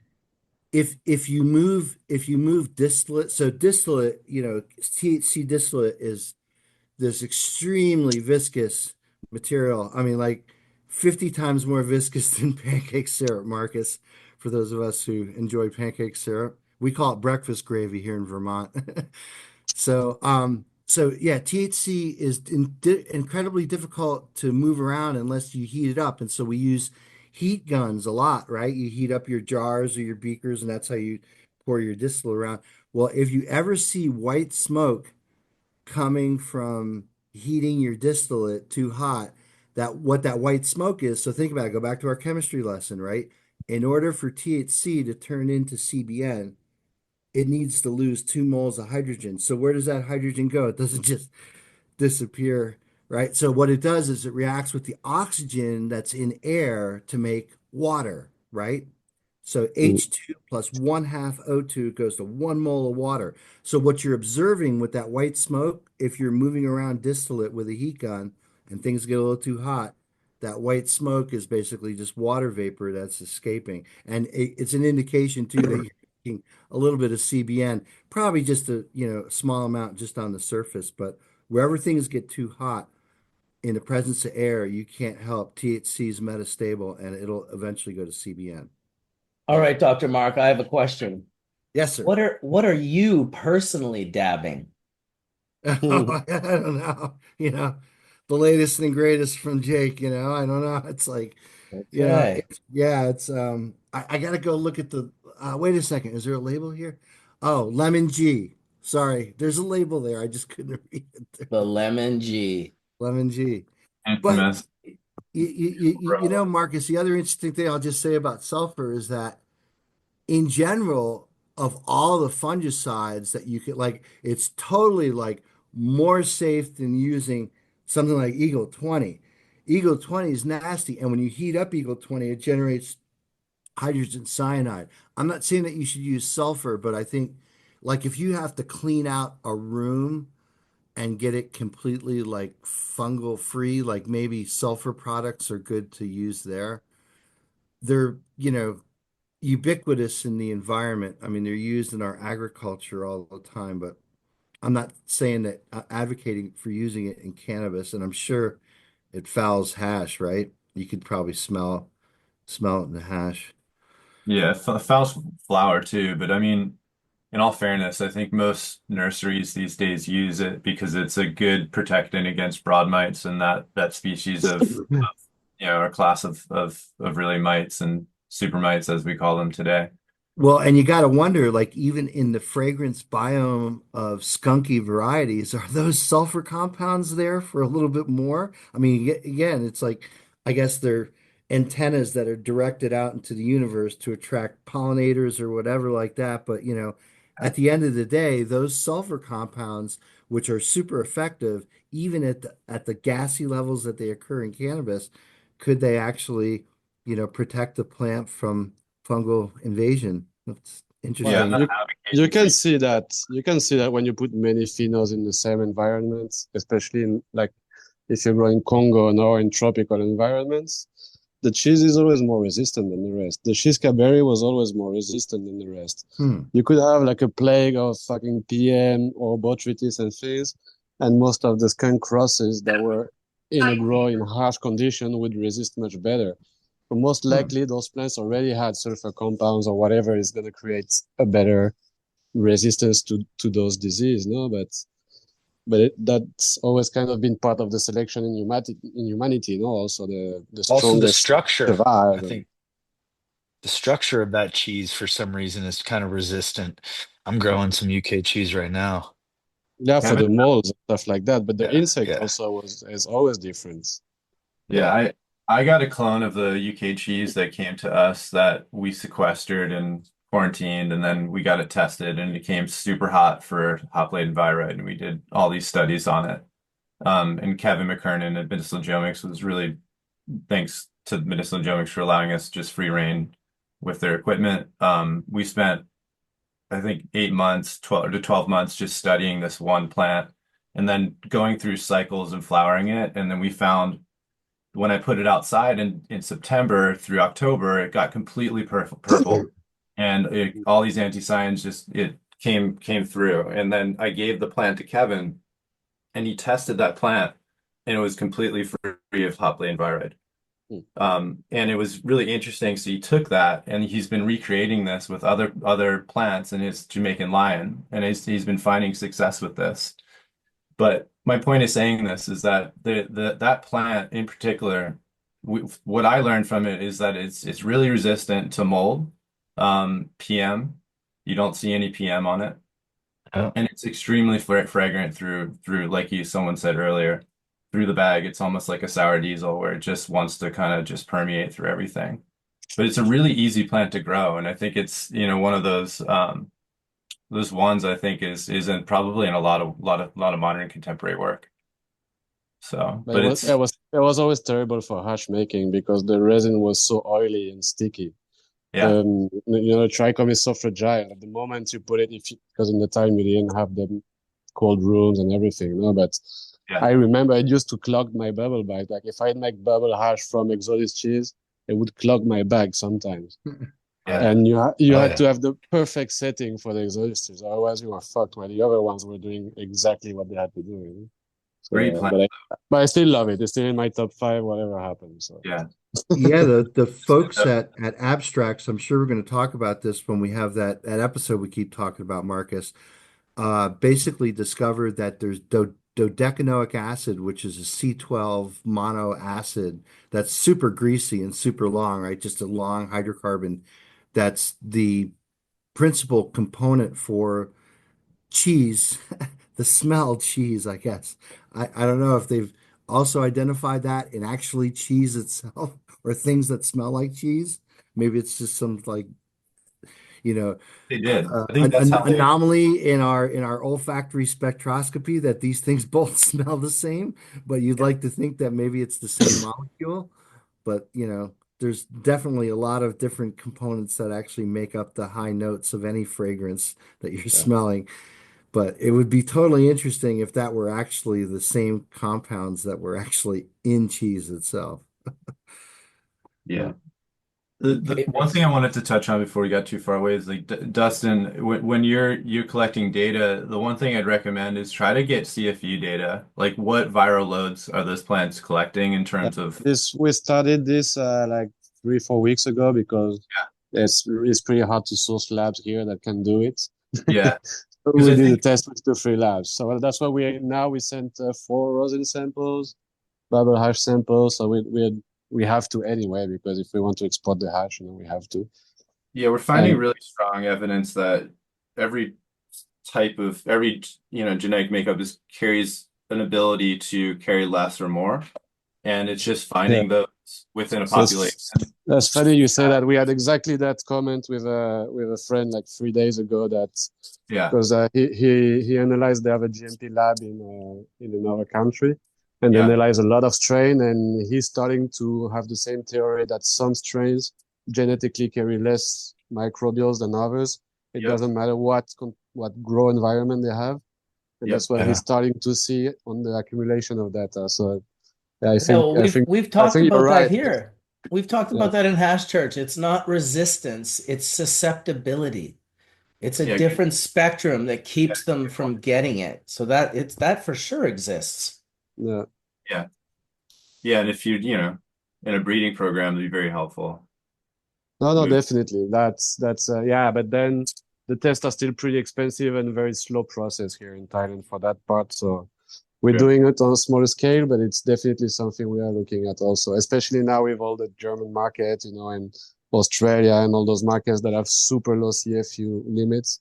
I think Australia is 2000 or something like that. So yeah, we have to be on top of all this. Yeah, when you have your CFUs that low, like I wonder if you can really grow it regeneratively and organically. In organic, it's very complicated, I think. I We're mean, getting closer to the limit, with a lot of protocols for the organic, because we would really love to do an organic line, sure. but it's complicated. To get without radiation to those level is not easy. Yeah. No, I know. We're It's damn talking near 1,000, impossible. 1,000, 2,000. Even if you fart in the room, it's gonna contaminate the plant. Illinois is 1,000. Yeah, yeah. But Most of don't the you East guys have Coast, states on and, 500,000 also in America? So yeah. Yeah, these are the problems of the growers and the hash makers. I'd love to hear from any of the hash makers on the panel in regards to how they sort of deal with lab testing and passing scrupulous, intense, sometimes almost impossible numbers. Ask I them to think plate everything. Don't settle for just a basic test. Tell them to plate it and see what actually grows. See what happens over time and force the lab to do that. That's what I've been doing, and we failed very at first, and then we forced them to do this and make it a part of their protocol. And they have not found anything that actually is growing. and what was the cost increased on that per test? Nothing. It was just an agreement that, hey, I don't think your test is complete. And it was more of a conversation. And they said, you know what? Yeah, you should take a deeper look at this. So that's my suggestion. now we're integrated we're doing actually we want to try to see where the spike of microbial actually happens if it's in the grow, when in the grow, and if it's in the post process where also. So we're doing like I think we did every 8 or 9 days. We're gonna do swab tests of everything, of every strain, and yeah, we'll see. But it's definitely the way the market is going, which is not my favorite part of it because I love growing the fucking plant and making hash and smoking it. So that's kind of the boring part of it, but it's a necessary part also. So Yeah, if you it's wanted to sustain yourself, you definitely have to someone has to be paying attention to the business aspect of it at one point in time if you're in the business of it, which, I think a lot of the people on this panel are. I haven't had any issues, and we have pretty strict testing here in Washington. And I've grown in, every environment out here, indoor, outdoor, greenhouses, and we haven't really had any kind of issues with not being able to pass microbial stuff. What's your number? I don't have them in front of me right now. No, I just mean the limit for what's a fail? Is it 100,000 or I don't, yeah, 50,000? I couldn't even tell you off the top of my head. Oh yeah.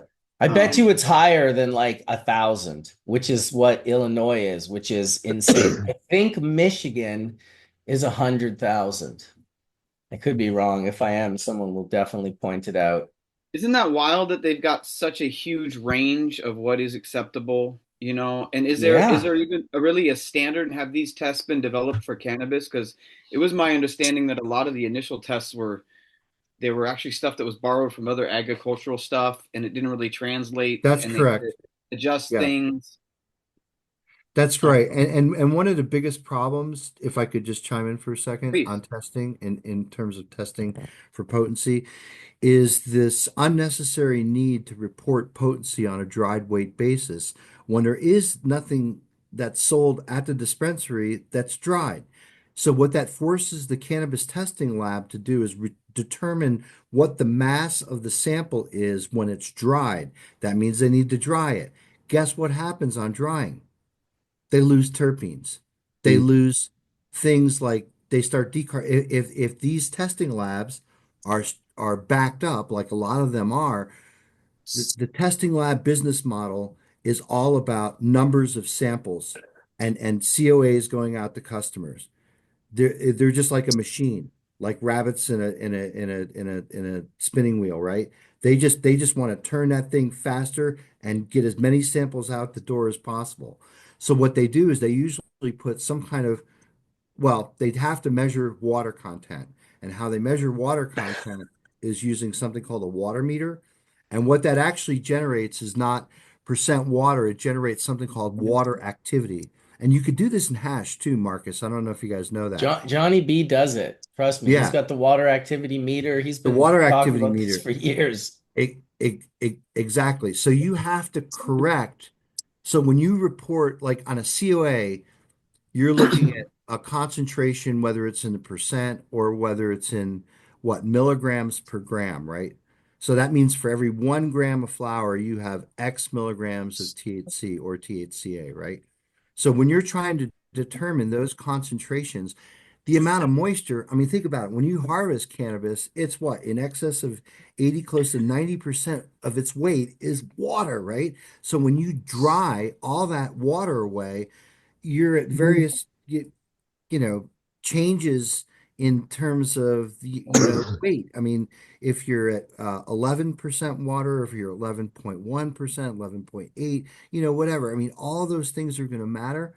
But now, in order for you to be able to make pairwise comparisons between labs on potencies, they would have to be doing the test exactly the same, or else statistically, you can't make a comparison. Like if you send a sample to 5 different labs, you're going to get 5 different results. Why? Because each one of those labs are using a different method to determine how those potencies are calculated. Because I you would say cannot, you could send 5 samples to the same lab and get five yeah, different. Yes. probably get you right. Exactly. So, Good so point. if you don't correct for so again, go back to this moisture content. The moisture content is really important to know because you have to know that you're below a certain threshold of moisture to make sure that you don't have live active microbial contamination. A lot of times, right, Colin, in your total yeast and mold counts, Yeah. those are on the carcasses of dead yeast and dead mold that just happened to left their DNA on that sample. That doesn't mean that that sample is unsafe to smoke and that Right. you have live bacteria or fungus living on the sample. It says that at one point, probably during the processing, drying, we live in a microbial world, folks. These spores are all around us. It's part of the dust off your desk. It's everything. In your car, you get it. I mean, there's spores everywhere, so you can't avoid spores from happening.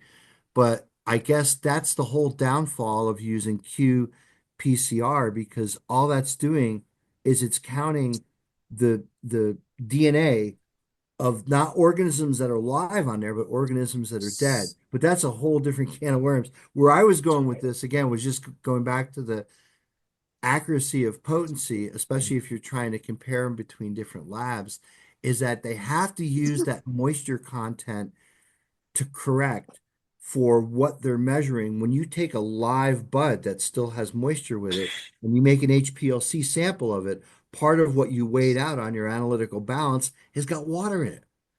So the reason why those numbers are all over the place, and if you think about it too, the more water you dry out of the sample, guess what? The higher your THC level is going to be, right? So even if you wholesale all the water out, if you also remove some of the terpene content, now your THC numbers are going to be high. now the people that are submitting those test results go, oh wow, our THC numbers are higher than we thought. Well, that's That because that was a trick a few Do years that all the ago. time. And Everybody right. with That's the 30%, and then you look the moisture and it was 5%. You know, you're like, yeah, okay, yeah, moisture than so we did 5%. that. We sent 6 samples into the same batch, and I dried them all at different points, right? And their limit is 50, their top of the line is 15, right? And that's where that's Mark, that's where they can actually like start to read it, right? And yeah, we got completely different results of the same batch. It was amazing. And I Mm. think that says a lot about, you know, your process. Like how do you cure it? At what point in that moisture process are you gonna lock that in? And But it totally makes sense, right, Colin? That yeah, water is kind of totally. like the wild card. We don't Yeah, know what so totally. and when you buy nugs at the dispensary, you're not buying things that are free of water. So Yeah. this need to report THC and other potency concentrations on a dry weight basis is fucking stupid, Yeah, right? it's It, like, we get asked all the time, well, can you send in the fresh frozen to get tested? And I'm like, no, like you can't, like unless someone like let's, Mark, get in there and start reinventing the wheel. We can't, you're gonna get back results that they're just wrong. You know what I mean? They don't are Well, these are just non-representative of the actual. artifacts of prohibition, right? I think if Yeah, prohibition goes away and the marketplace is able to level it out because it becomes an agricultural commodity, yeah, I think there will be some nuance to cannabis testing. But I think that again, it won't be driven so much by, oh, how much THC is in there. Now, again, I sympathize with the buyer of the distro who has to look at, hey, what's going to sell off my shelves? And if I'm a distributor, what's going to sell at my dispensaries?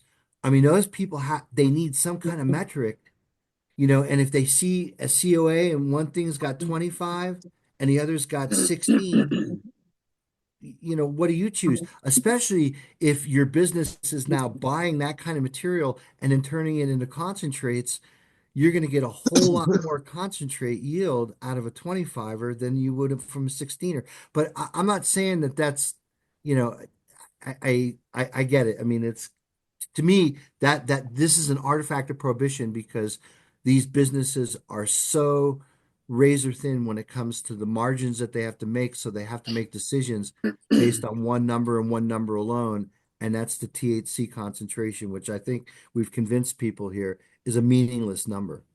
yeah. I was gonna say that's like, we know through even long-term studies that that's not from a bioassay point of view that's completely can be backwards, in terms of total THC content and how that effect makes you actually feel. There's strong literature and research behind that, but I also think that that's like you said is borrowed from the alcohol industry. Like the Yeah. idea of a high percentage is just wrong, in a lot of cases. I think everyone here can contest to this. We've all been there and experienced it, ourselves. It's really clear to me that It goes to that show you narrative they can starts with count, but us. they can't read. Well, Yeah, you but I guys are think talking about the inhaling of it, the using of it as like, of course, nobody wants just it to be about a high THC percentage when it's about, how you enjoy it. But from the hash maker standpoint, from the company that's making hash, you think they want to buy a 14% versus a 25 when you do the exact same amount of work, but get a way higher yield out of the 25? Like, that's where it becomes a thing. That's the thing driving it, pushing it as hard as possible because those companies are operated by CFOs, and Yeah. CFOs are all about making sure that the margin can work and the company doesn't go bankrupt. It's not always about, oh, we need to make so much money we can all buy yachts. Sometimes it's literally just about we have to just make more than this, and if we don't, we'll go out of business. And And we yeah, so can't there's pay our that side. people. We What's can't that? pay our people. We have to lay people off. And Dude, yeah, absolutely. but Marcus, don't you It's a think that that's double-edged sword. somewhat handicapped by prohibition? Because I, obviously, again, we're in a commodity market where free enterprise dictates that the cheapest, best product, yeah, I'm saying cheapest and best, all in the same statement, is going to be the winner, right? So mass produced, and we've talked about this on Hash Church numerous times, right? Mass produced cannabis has a market, right? And that's different than probably the market that all of us would, dig into our own pockets for because we're more of the artisan. The hash maker is more of the artisan. What you guys have preserved, you know, over the last 10 to 15 years in hash making will live for the next centuries, right? I mean, people are going to be making solventless Nikka into the next 100 years. Isn't that great to know, man? Is it like what you guys have done and perfected with the bags, Mark? I mean, people are going to be using this forever. So to me, it's like we're at the space right now where, again, there is a bifurcation in the market. There's the Walmart consumer who's just like, give me THC. I want it in a soda. I want it to taste like cherry cola. I don't care about strain this, strain that. I just want to get loaded when I drink my cannabis beverage. And that's it. And he doesn't care about anything else. Doesn't care about terpenes, doesn't care about flavonoids, doesn't care about was it solventless? Was it made properly? And it doesn't need to be. It's just the active ingredient that's in a matrix of artificial shit that people are already buying shit tons at Walmart anyway, right?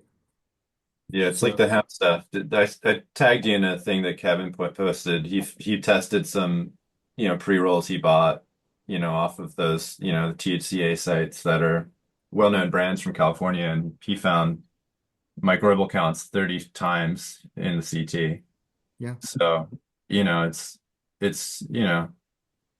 that's what people are, and then on the flip side of that, those of us that are in markets that have CFU counts that are low, we're held to a standard, Well, all they need to but then do is how long? buy an irradiation setup and irradiate that shit before they put it into pre-rolls, right, Colin? And it's all good, right? Oh, That's But where my even heart like, just even goes. like It's that, then like, they will why keep do it we even 6 do months. this? It's like, I don't know, man. don't do that. Don't do that, man. Don't be No, that no, guy. no, no. I'm just saying. I mean, again, I think that's where the market's been bifurcated. Whoa, We're the at chat's different. going off on Dr. Mark right now. No, I'm just Oh No, kidding. no, man, don't Dr. go off on Dr. I'm Mark. joking. It's cool. We're just talking about it openly. It's They not like, aren't. They love you. Trust me. I Just what know. I it's feel what's the love. happening. yeah, I love the chat it's too. Chat is good people. Bingo and PK and all you guys. I love you guys because yeah, special family we got here, Marcus, and it takes Mhm. losing our friend to realize how special what it is that we have here, and I feel warm and welcome every time I pop on the screen. So thank you. It's a good spot. Is your mic working yet, Bobby? You tell me, is it working? Holy shit, dude. Not only Yeah. is it working, you came through like very clear and even louder than Dr. Mark. So, Oh, well, that's nice. That was great to hear from him. So I'm glad I popped in at that time yeah, and that took was a like nice room. you were really dealing with coming in and out for a while. I know personally when I do that, it stresses me out a little bit, Yeah, it especially was because tough. when I'm trying to run Hash Church and like also at the same time do you know, troubleshooting on computers that may or may not need to be rebooted. Oh, there's a Black Myron jar from the Curator. Yeah, and the light where I am is horrible, so I'm trying so hard. It really is such beautiful rosin, but you can't see. Hey, side note, Mark, I have some full melt sitting in Maine with your name on it if you care to hit me up after. Definitely, absolutely excited to hear that. I will message you as soon as this is over, and I'll go wherever I have to get it. Oh, it's I've close. It's by where I used to be at, so Awesome. I've it's Very I've cool. I've never been so bummed to be in a room with someone with my name than just now. Because I was oh. looking down and I heard Jen's voice. It was all like soft and like a radio host, like of a morning show. It's like, this is the Grateful Dead hour. I'm Jenn Doe. I've got some Oh. full melt for you, Mark. I was like, I looked up, but then I saw the Curator, Mark, all like, oh, and then I heard his voice and my world was shattered. But go on, continue on offering full melt to I'm Mark. so sorry, I'm Marcus. just If you can joking. get down this way, I have one for you as well. I hope to come down very soon by August. I hope to be cruising around the US and visiting a bunch of cool hash makers. You guys are on the list for sure. Well, let me know. I'm working on a project in New York right now, so we would love to have you down. Nice. Okay. All right. That sounds good too. And New I haven't York is been to the close to US. Vermont. New York is close to Ooh, Vermont. I've never been. so I've many been to good New York. marks today. I just realized that. Holy cow. Yep. Mark, We are Mark, on Mark. Mark. It's a Yeah. Mark heavy episode. Yep. I keep it proper with the C. Otherwise Yep. it would be K. I throw the C in there, throw that all out the window. It's all just good love with the 3 marks, but not 3 Ks. By the Also, way, Bryon, it's nice to see you, Bryon, since we have a moment. You too. Yeah. See you out here. Mark's it's a good always friend. nice to see Brian. Well, That's awesome. a few of you, but yeah. You know what? Mark. Of course he is. What the hell, dude? We get down. Yeah. Mark's Like, really what do you do, Mark? Oh, I just form and, morph rosin and take epic photos of it. It's like, oh, where do you live? Oh, I'm in Maine. I'm like, oh, so you probably don't know Best Friend Farms. Oh, no, I don't know those guys at all. We love seshing out. It's definitely been a minute, but yeah, we Hell see each yeah. other. Mutual magicians. Okay, here's a question. Did you dab those little guys? That's a good Have question. I myself? Well, yeah, like when you make these little things afterwards, you got to get rid of them. Do you dab them out?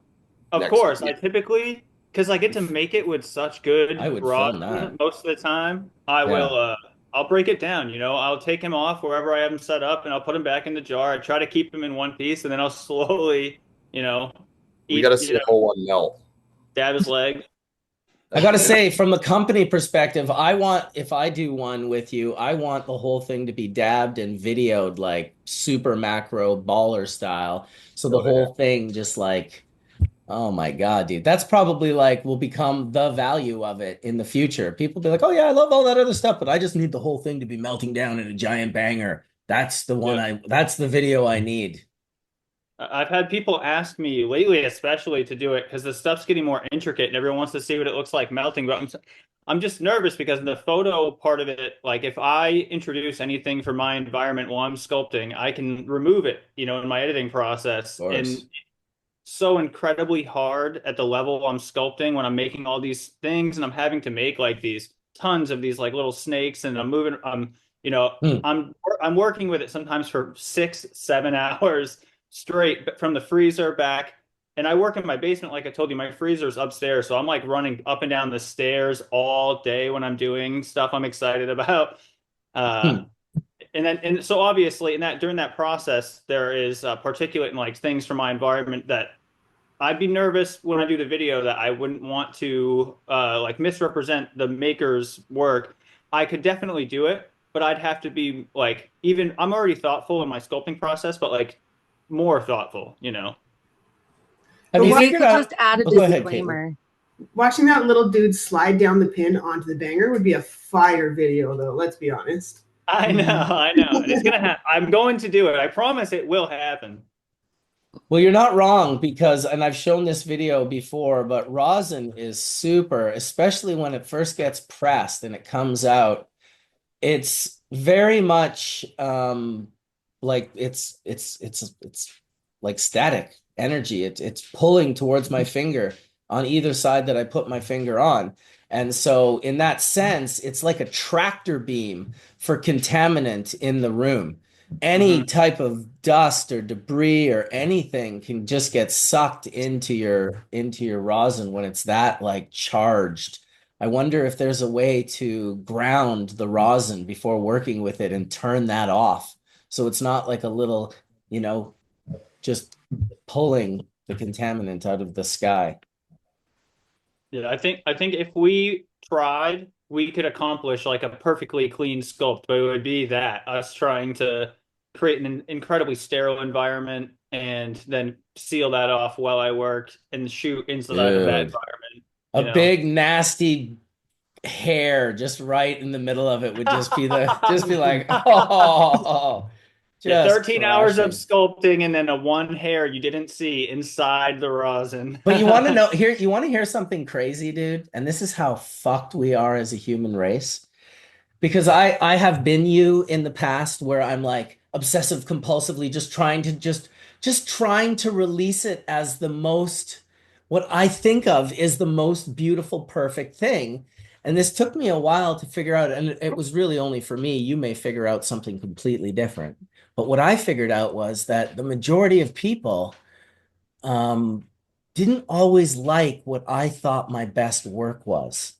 And sometimes when I would just release a photo that I really didn't want to release, but I'd be like, okay, just go against your vision of what you think and let the people speak. And fuck, I'd be surprised often.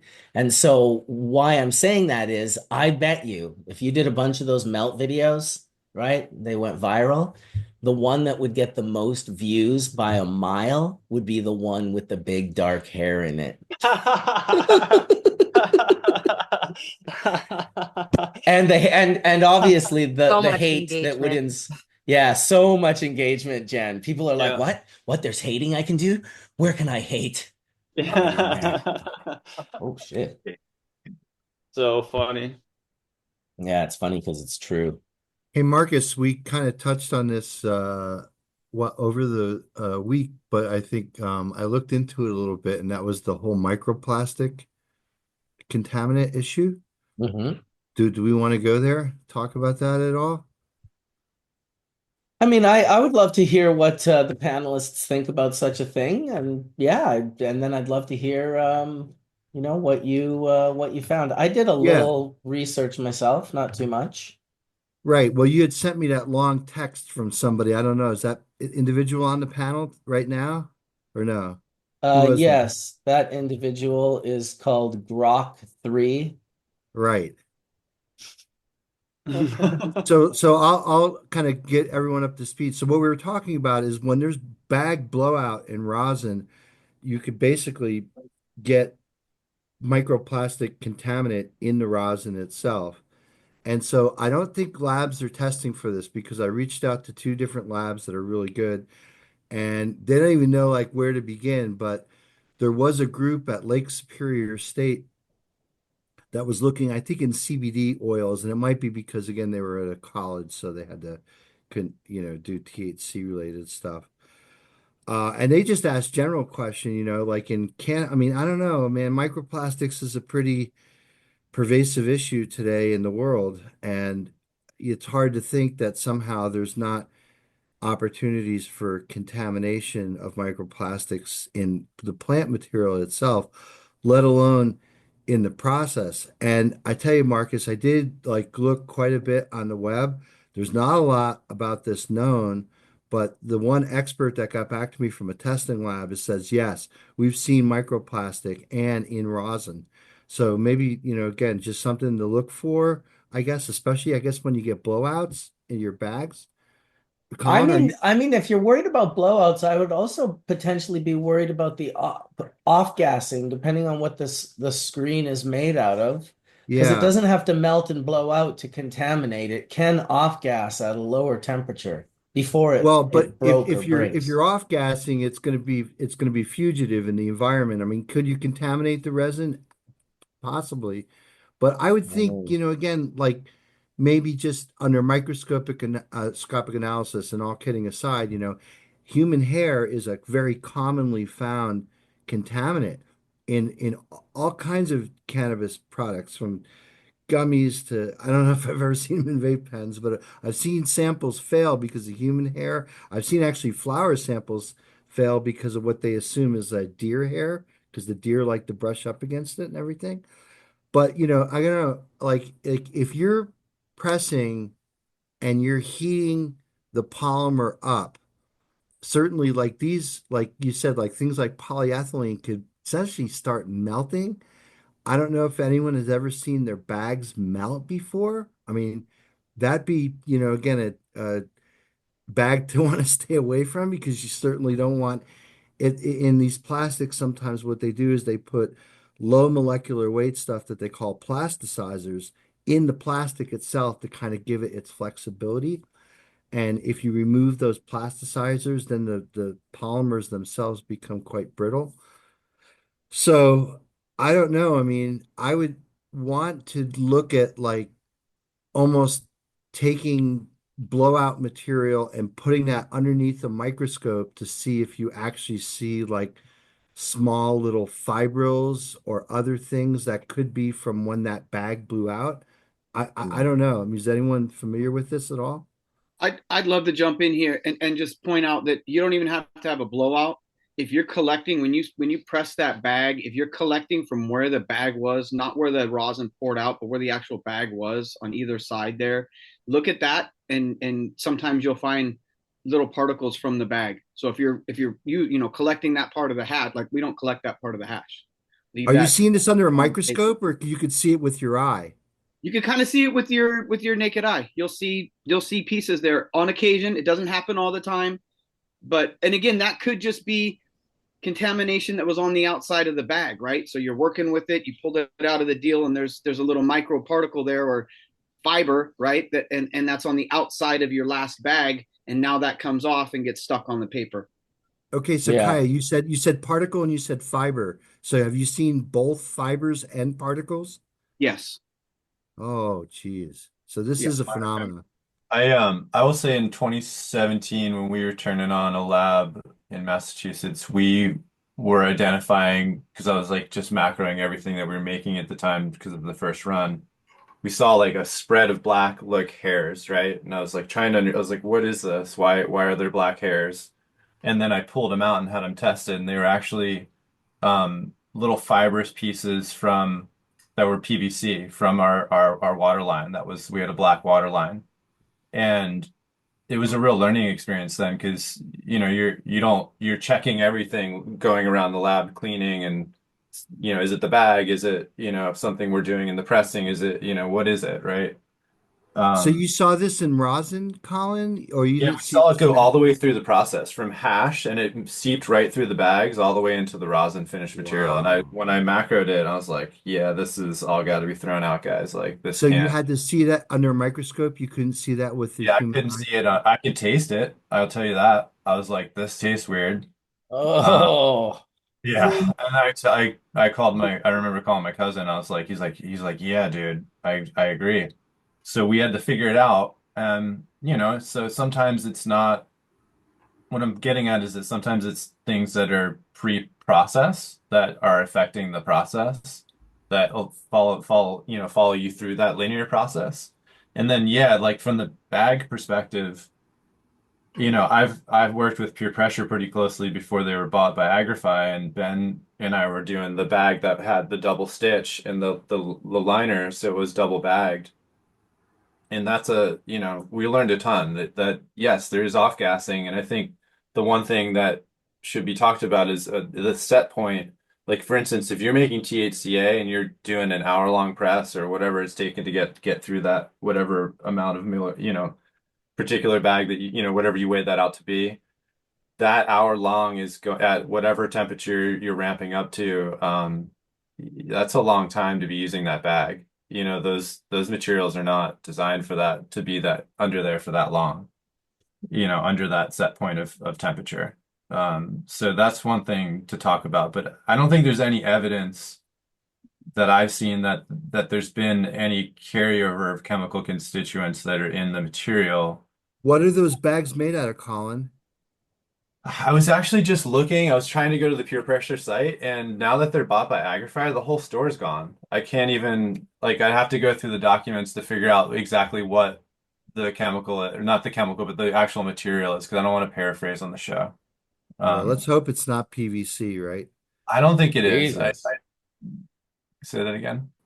Let's hope it's not PVC. Marcus, are you at liberty to say like what your rosin bags are made out of, where you're producing? It's Nitex. It's the one you want. The one you don't want is polyethylene. The So one that you do what want. is Nitex though? What's the It's material like itself? it's food grade nylon monofilament mesh. Okay, nylon's going to have a super high decomposition point. I mean, nylon, I think, is exactly Got where a you want higher to be. temperature. It's like twice the Right, temperature it can right, exceed than right, polyethylene. right. Polyethylene's the one you don't want to use. You can use that for water extraction bags, no problem. It's heat stamped, it holds its form, but you wouldn't want to press it. Right. We talked about True Micron before on the show, using stainless, and I don't know what anyone else is using on out there, but I've gone through the gamut, and I like stainless steel a lot as a make a patty and you just fold it into it. Rackham's just rolled in, driving his car, sunny day. It's like, all right, dude, I'll make an appearance. Etienne Fontan is in the house. How you doing, brother? Good, y'all. Had some interesting stuff happen this week. I have a FOIA request with the government and found some very interesting information. And then, getting ready to go to the UN this week. So, busy week. But love to see y'all. Glad everybody's doing well and love this subject. So, has anybody looked at the melting points of all of these sheets in the sense of when this stuff might peel up off the rosin to see, what temperature ranges, some of this stuff might be picked up at besides the squishing stage, Yes, absolutely. That's why Nitex is the one you want to use more than polyethylene because of the temperature variation. The The cannabis polyethylene is testing like labs just 230 or something. aren't looking at any contamination like this in rosin, at least down here in the US. And I think My gut tells me there's not a lot. And I only say that Yeah. because I'm just sensitive. And I've smoked so much great rosin. And I just I think if there was some, I mean, I'm definitely eager to find out the truth because I truly don't know. What about talking about like even just the seals on the U-line jars when we're heating up these jars for longer periods of time for either decarboxylation or phase changes for carts? Oh yeah, not good, Have dude. we tested any of that?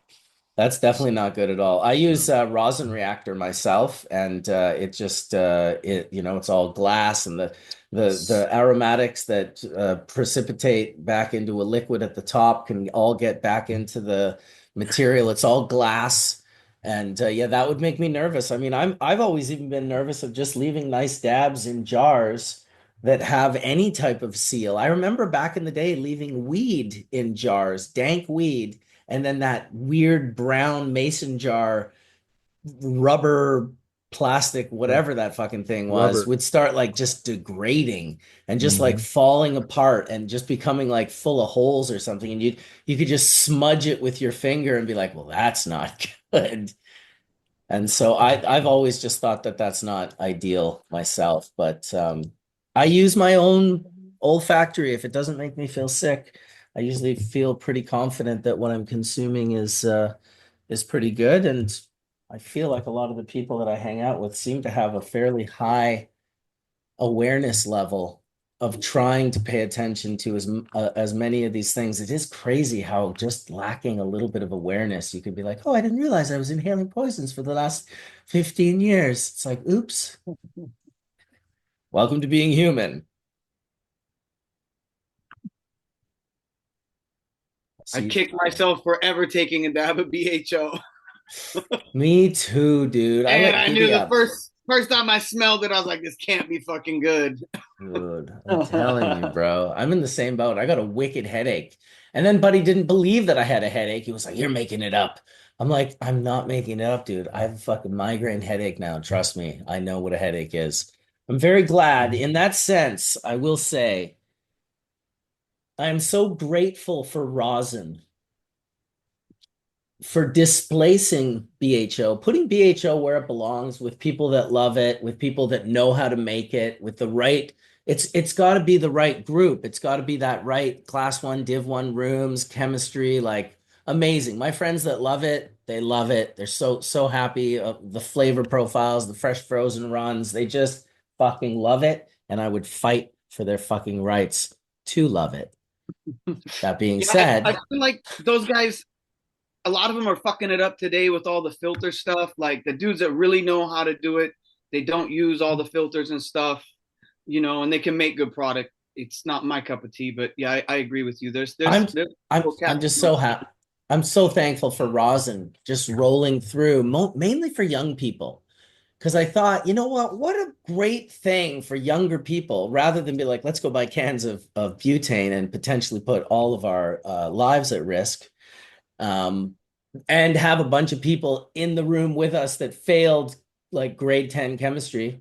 Let's do chemistry with all those people that couldn't pass chemistry. Let's do that. That'll be a good idea. And the repercussions were so severe. And it's not like they were happening every single day, but they were happening often enough that, younger people were getting in explosions and getting burnt and just nightmare stories that I thought, you know what, this is, and I get it, like being in like 17, 18 years old and you want to try dabs and it's not affordable, but someone told you if you bought a can of butane and bought some weed and just blasted it through there, you'd get dabs. Like, I get how it spread like wildfire.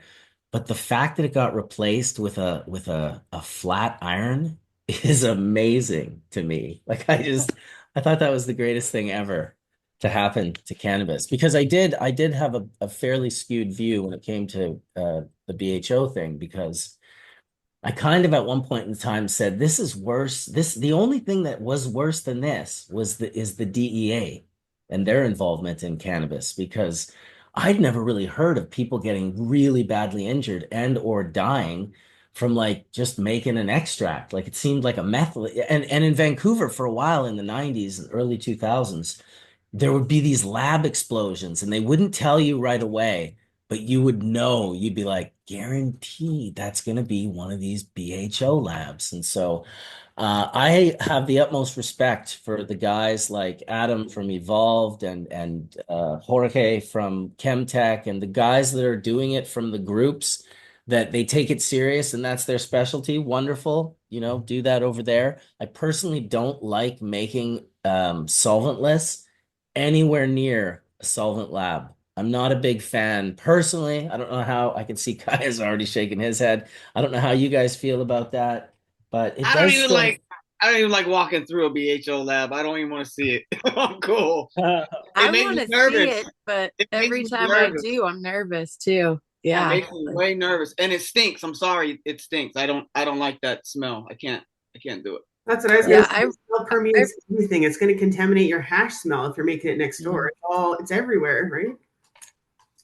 I'm definitely very much the same way. I really have to trust the extractor that I'm seeing their C1D1 lab. Otherwise, it's very concerning. Back in the day, what would it have been like in Washington? It was like 2013, early 2014 when they did like Operation Shattered, where they were going after a bunch of BHO labs, because that's when all of a sudden we had like, I feel like there was like 6 months of like just explosion after explosion after explosion. That's actually what sent me in the direction of water hash myself, was realizing, that like I have kids and if I'm going to be doing this, I definitely want the safety there. And just seeing just like the ignorance of people doing it, it's, yeah. Yeah, well, thank God for rosin filling the gap, because the bottom line is the melts are just rare. And it's like if everyone was growing melt and making melt, rosin might not exist.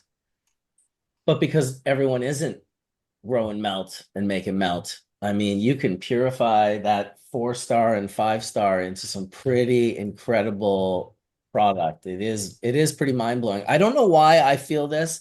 It's probably a bias, but I do feel like melt is more like a 4-course meal versus rosin, which is often like a dessert for me. I really love the dessert aspect of rosin. Am I delulu, or is this something that you guys have experienced yourselves? I think rosin brings us the ability to have more of those flavor profiles that we can't find in melt, because we're not able to achieve a melt consistency. Yeah, well said. Well, just considering the chemistry again, I'm a consumer of closed loop hydrocarbon extract. When it's properly made in a C1D1 facility, there are no fires. I've set up several labs and not had a accident whatsoever because we're using the right equipment and we have the right SOPs. And I think when made properly, and I'm talking about live resin, it's a wonderful product that I think complements solventless products wonderfully. I like them both, and I don't know why we can't like them both. I think a solvent is no longer an issue if you're down to 0 ppm and there's nothing left. Now what you have is just the extract from the plant. So it's just a different way of making extracts, So what's wrong with certainly. us? Why do we not like Oh, it? no, nothing's wrong. No, I think Marcus, you said that this, I'm going to No, use because your what you language. just said is totally sensible. But then I'm just like, okay, well, what is it? Is it my bias because I'm the bubble man? Like, is it like being a vegan where No, everyone else has to be a vegan? Like, I no, don't not at know. all. Not at all. What I think you and Nikka and Cuban and everyone that's done who's ever made hash is Yeah.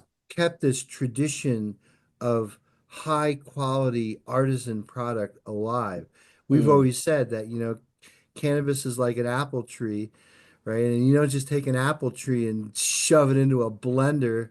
You pick the apples. And so picking the apples is what we're doing when we're making hash, picking those apples, right, from the tree, you know? And I think the nice thing about solvent, well, and again, I remember solvent back in 2014, 2015. Yeah, Jen, I met those guys up at Extracted, Ryan and those guys, and they were working with Chris Baroni, and they were still trying to figure things out. Like they knew that certainly you can't leave solvent back in your product. We had the nice solvent episode here, Mark. Remember we had um, what's his name, Heisenberg on. I mean, these guys again, we're trying to figure it out, and I think where solvent extracts are today is, and I'm going to use your language, Marcus, it's another arrow in the quiver, right? It's just another representation of what this wonderful plant produces, just made in a different way. Do I love a good solventless hash? Yeah, I got my boy Trainer here, one of the best hash makers up in Vermont. And yeah, totally. Just old school. That's what it's all about, trying to get the most quality product from the plant. But in the large commercial operations, solvent extraction will beat solventless in scalability when it just comes down to, equipment and staff and all that and footprint. And you could probably prove me wrong, Marcus, right? Just on the I whole see liquid. your challenge, Sir Mark, I and I know. accept. But I think again, I think they're complementary in a way, and I love it when a market like Los Angeles is sophisticated enough to have great, solventless offerings in this sea of solvent extracts, right? It tells you that no, there's nothing weird about us. We just like hash made in the traditional way. And rosin is just the latest expression. And if you think about it, Marcus, we here at Hash Church had a lot to do with that, right? When we had soil grown on like 10 years ago and pressed. Yeah. And there were a lot of us, including myself, who weren't naysayers, but we were super skeptical going into that. And there Dude, it it was is amazing. live It was on a Hash amazing. Church episode. He squeezed oil and made a lot of us believers in real Yeah. time right there on Hash Church. That was an epic show. I think That a hair lot of our straightener was one of the best preferences with some episodes of ever. us, I think a lot of our preferences also might come from like early exposure. Like, what did we have access to? Like, especially a lot of us solventless lovers, since there wasn't, a whole lot of access for these people yet. Like, naturally, we're going to lean heavier into that. But I was pretty blessed to be surrounded by some really amazing BHO makers. And so I'm kind of with you, Mr. Scialdone, since we got too many marks. Dr. That Sheldon, right? the Dr. Sheldon. My mom Um, would be mad. oh my God. Sorry. You're But yeah, good, just like Jen. early exposure, like what did you have access to, and that goes on the Right. other side too. It's not just the access to the good solventless to make us desire that, but what about access to terrible solvent, Right. Right. versus a good quality? Because again, there Right. was not a lot of really good quality out there. But if you Yeah, were during blessed the to be open in the blasting circle, years, it was yeah. terrible. And I don't even Oh, think they did a full, vacuum evacuation, right? They were just and kind of it just depends. It depends. I mean, there's ways to achieve 0 ppms without a vacuum chamber, but a matter of putting in that time and understanding the process and what's going on. Like, not a lot of people had that. So yeah, I don't know. Some of us just I feel like I lose sight of the fact that not everybody has access to the things that I do. And so you have to kind of take yourself down a level to think like, what if most people have access to? Um, but yeah, I mean, I'm not biased because I didn't have to start with really shitty BHO. Like, I started with really great BHO, and then got to move into really great solventless. So not everybody has access to that. And when I think back on the nostalgia of it, like, yeah, a lot of it's nostalgia for me. When I dab some really fire ass fucking shatter, I'm just like, oh my gosh, this brings me back to 2014 so much. So Oh my goodness. Rackham's had his hand up. He might take us back a few minutes in the convo, but go ahead, Rackham's. No, I was just going to say, I mean, I really appreciate the fact that rosin has been around for as long as it has been. It's just an amazing thing overall when it comes to the fact of like how many different types of consistencies you can even turn rosin into. For the fact that hashish, loose resin, it's only in its purest form is its only way it can be consumed until you manipulate that under heat and pressure and then do a curing process, nucleation process, or whatever you want to consider it or call it these days. But the fact that like, we learned how to do jams from rosin, which is the same kind of manipulation as a live breath as far as the crashing aspect of it, going into the mechanical separation of diamonds and the THCA from the terpene fraction, the cold cures, even now carts and whatnot. There's just so many other available avenues. Its own uniqueness compared to health, if that makes sense, right? That's kind of one of the cool things that I loved about it and kind of drew me to is like, oh, I can make how many different SKUs from one different flavor or one different strain, especially if you're going into the white market and not the traditional, but even nonetheless, it's just a beautiful experience overall. And it's kind of hard to compare true 5-6 star to its opposite, which is it's a like you're essentially it's a what's it called when you make rosin from hash from loose resin, it's a byproduct because you're leaving things behind. But it doesn't mean it's a negative thing or a bad thing. It's just it's a different, in my opinion. So it's kind of hard to compare them when we're always saying, well, is hash rosin or is rosin hash or vice versa? That conversation popped up on social media just recently, and everybody got all freaked out about it, which was intentional. It was a troll, but Of course. Well, because people are so divided. Once again, it's why we always like, it's like when I'm asking Dr. Mark, well, why is it that I like only the solventless? What's wrong with me? If what you said is true, and this is just such a beautiful thing, and I see people lighting it up in the chat room. I love the BHO. I used to, oh yeah, I love the flavor. For me, it's just I can't do it. I can't do it myself. That at the same time, I also couldn't probably press 6-star bubble into rosin. But do I love the fact that all the bubble that isn't 6-star, and let's just say most of the bubble out there isn't, it now has a home in rosin. And that's why when you're like, oh, rosin just does all of these different SKUs, it's like exactly.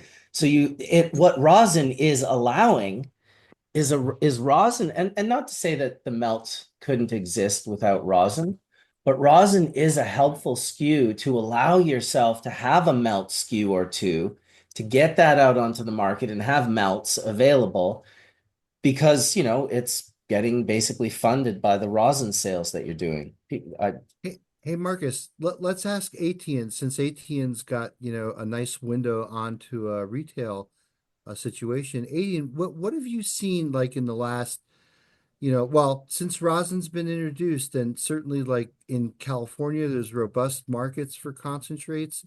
There are connoisseurs like us who care about solventless versus not solventless. So what are you seeing in the marketplace at BPG and other related establishments? Like, has there been sort of like an education on rosin versus your BHO concentrates, and what's happening in the marketplace? The consumer comes in pretty educated, so it's not really a bunch of education. I want to credit Marcus and others for putting out that data information back in 2017, so people started to understand, and the cannabis consumer is pretty educated. Now, it's really rare that we get a new consumer looking for concentrates, right? Most are looking for, the newer things that aren't going to get them where are they going? I was originally turned on by older patients who were using a BHO because that was what was available prior. And I was curious on why they were spending such a large amount on such a small amount, of cannabis. And it became for them quality over quantity. One hit worked for them. And so as I started to get into it, I've blended all of my water hashes together for years. I have an ongoing everlasting gobstopper that's been going since 2004 that I keep adding to. But at the same time, I blend all my BHOs. I blend all of my rosins together. I know a lot of y'all are cringing and absolutely disgusted, but that's what I tend to do. But I do it in an autoclave and I heat it up to about 140 to 150 and I mix it all together. That's what works for me because I like the full cannabinoid spectrum. But for most patients, I've seen a switch from BHO where we've been heavy toward BHO. We used to see a lot of PHO prior to 2018, but post 2018, there's only a few manufacturers that put out PHO. So it's very rare to see. You can usually tell by the extreme orange color that tends to follow alongside with that. So Just tell them what that is in case they don't know, Yeah, ATM. I was just gonna ask, it's what using does this propane. It's using propane as opposed to using BHO. It's a solvent. It's an extract, and it will pull the resin. It just tends to make it a real non-natural orange color. It looks way too much like a United States orange dye number 40 or whatever it's called. It just does not look natural. Doo-doo butter. Exactly. It looks like something that would come out of the bottom of a baby. No offense to any babies. So recently we've seen the advancements, right? In 2017, right, when we were doing the first shows, where everybody was using, a hair straightener. So nobody really came out with anything until the industrial presses came out. And then we started to see products sparingly because they hadn't figured out the right temperatures, things buttered. They then had to figure out how to package it properly, of which it's still, in my opinion, too oxygenated. Whereas only recently are we seeing companies like 710 who are putting out 6-star and then keeping it refrigerated all the way until even I receive it. And of course, we have a refrigerator strictly for concentrates. But lately, the high quality of rosin is comparable or better priced now than a lot of the BHO. So I think, judging from going into my freezer weekly and looking and purchasing myself, I see us headed definitely more toward rosin and the consumer tending to lean toward rosin. You're always going to have those that are strictly BHO, etc. I know everything is tested. I help pioneer testing, so I'm pretty confident in what I have, which is why I buy and test everything myself to make sure I'm not tasting anything funny or looking for contaminants myself. Because the last thing I would want was what Colin, talked about. But I have found, odd fibers in retail product because it does occasionally get through. Now, this is the stuff more towards 2018 than today. So I think that the advancements in the technology of rosin extraction, competent workers who now know those ranges and how to functionally use those machines properly and then maintain also the room temperature, cleanliness, etc. You're seeing a product coming forward that's affordable now, whereas earlier on, the amount of processes that you had to go through was initially cost prohibitive. But due to the cost of cannabis coming down, and I mean, pounds going for anywhere from 50 to 100 in some areas of California, dollars, $50 to $100, and only processed to order because people can't afford trimming. So that's how serious the price of cannabis and production has come down. So the Etienne, if access I and could ask a availability and quick question. consistency is there that was no longer possible. If I could just ask a quick question, what prices are you seeing at the retail level for rosin? Like, give us a range, and what are the wholesale prices? So when you're buying wholesale, what are you paying versus what the consumer pays at the dispensary? I don't have all that in front of me. For the most part, I want to say it's anywhere from 30 to 50 a gram. Whereas when I was in Hawaii, um, it's $96 a gram for rosin because it's pressed on that specific island and everything is really a closed loop system. They have to packaging and all that, which is still way too expensive per gram, but the quality was absolutely outstanding. Damn, $96. That's like 1,800 Canadian. What island was that? Where we're at now. Maui grown. Damn. So is there a lot of margin in there for the hash maker itself? So like if you look at the distribution supply chain in California, so there's the producer, then there's the distributor, then there's the dispensary. What kind of margin does the hash maker share in that tremendous up pricing at the dispensary? It's getting smaller and smaller because the prices are coming down because of the process of the product is coming down. So it's been a like any other agricultural crop, a race to the bottom. It's been no longer um, uh, sustaining high prices in that sense, which is why we're starting to see the $30 retail, the $35, $40 retail products because and so I would assume margins have got to be getting smaller because, distributors, et cetera, they are not refrigerating or keeping things to the quality that needs to. I think it's only 710 and a few others that are personally delivering, frozen product directly to you. So without having that cold supply chain in order, nobody is really living up to the standards except those that are really raising the standards.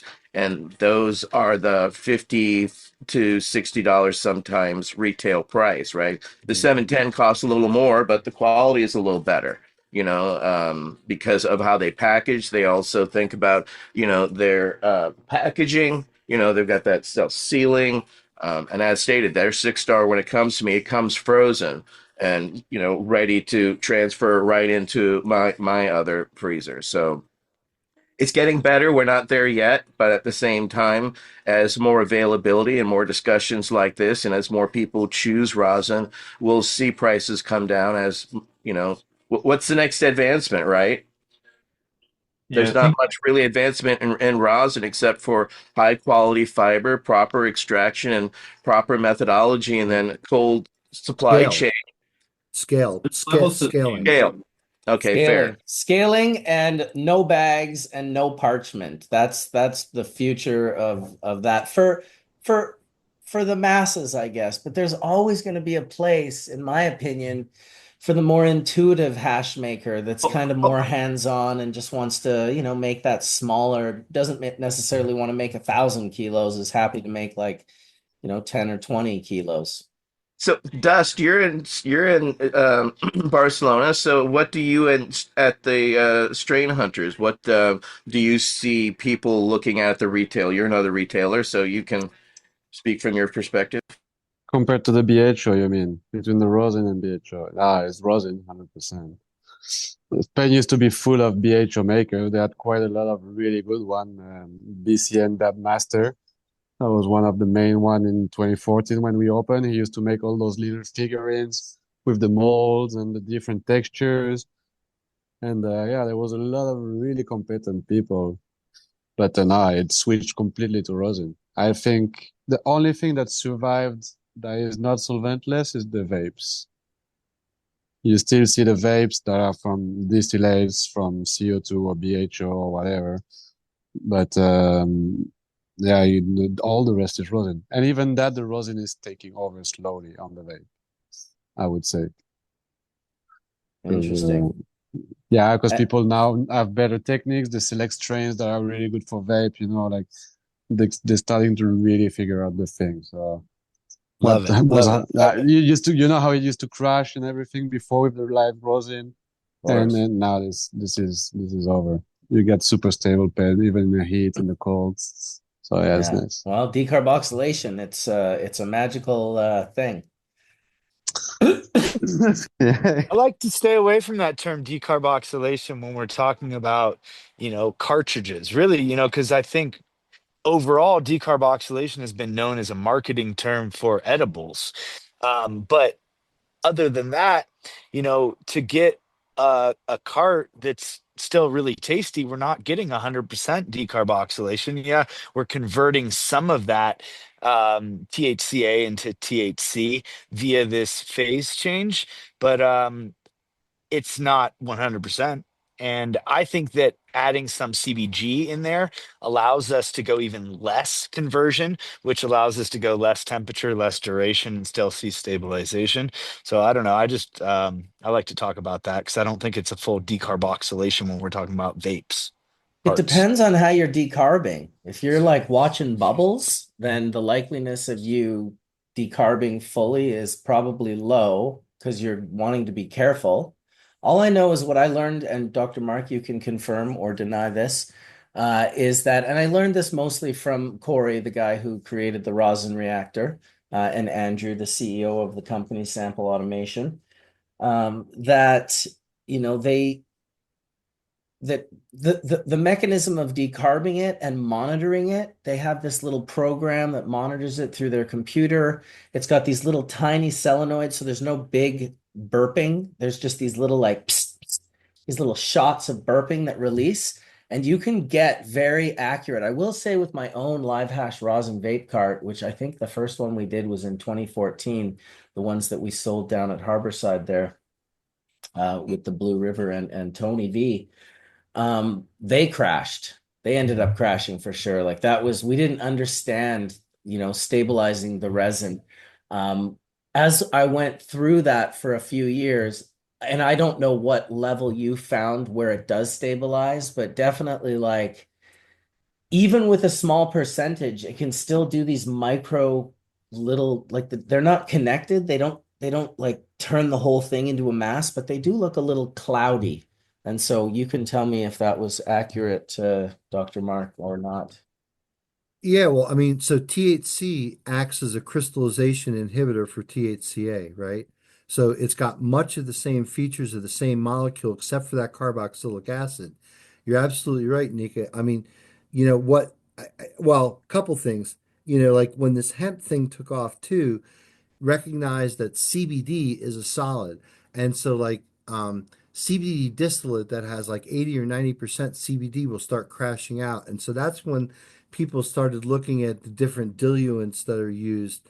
And I am definitely not a component or proponent of that at all. I mean, I think putting in things that are just like, this was this vitamin E acetate and all that other, there are a couple name brand things that were basically diluents. I know triethyl citrate is something that's used in the nicotine vape world. But, it's just if you really need a good extract to put inside a pen, you need to just harvest the cannabis terpenes because what we know is that at the higher concentration of like a live resin extraction or a live rosin or whatever, a live extraction, you're going to have so much more terpenes that now what would be a solid extract like a shatter or an amorphous solid, which is THCA, is now going to be a liquid, right? And that's your so-called sauce.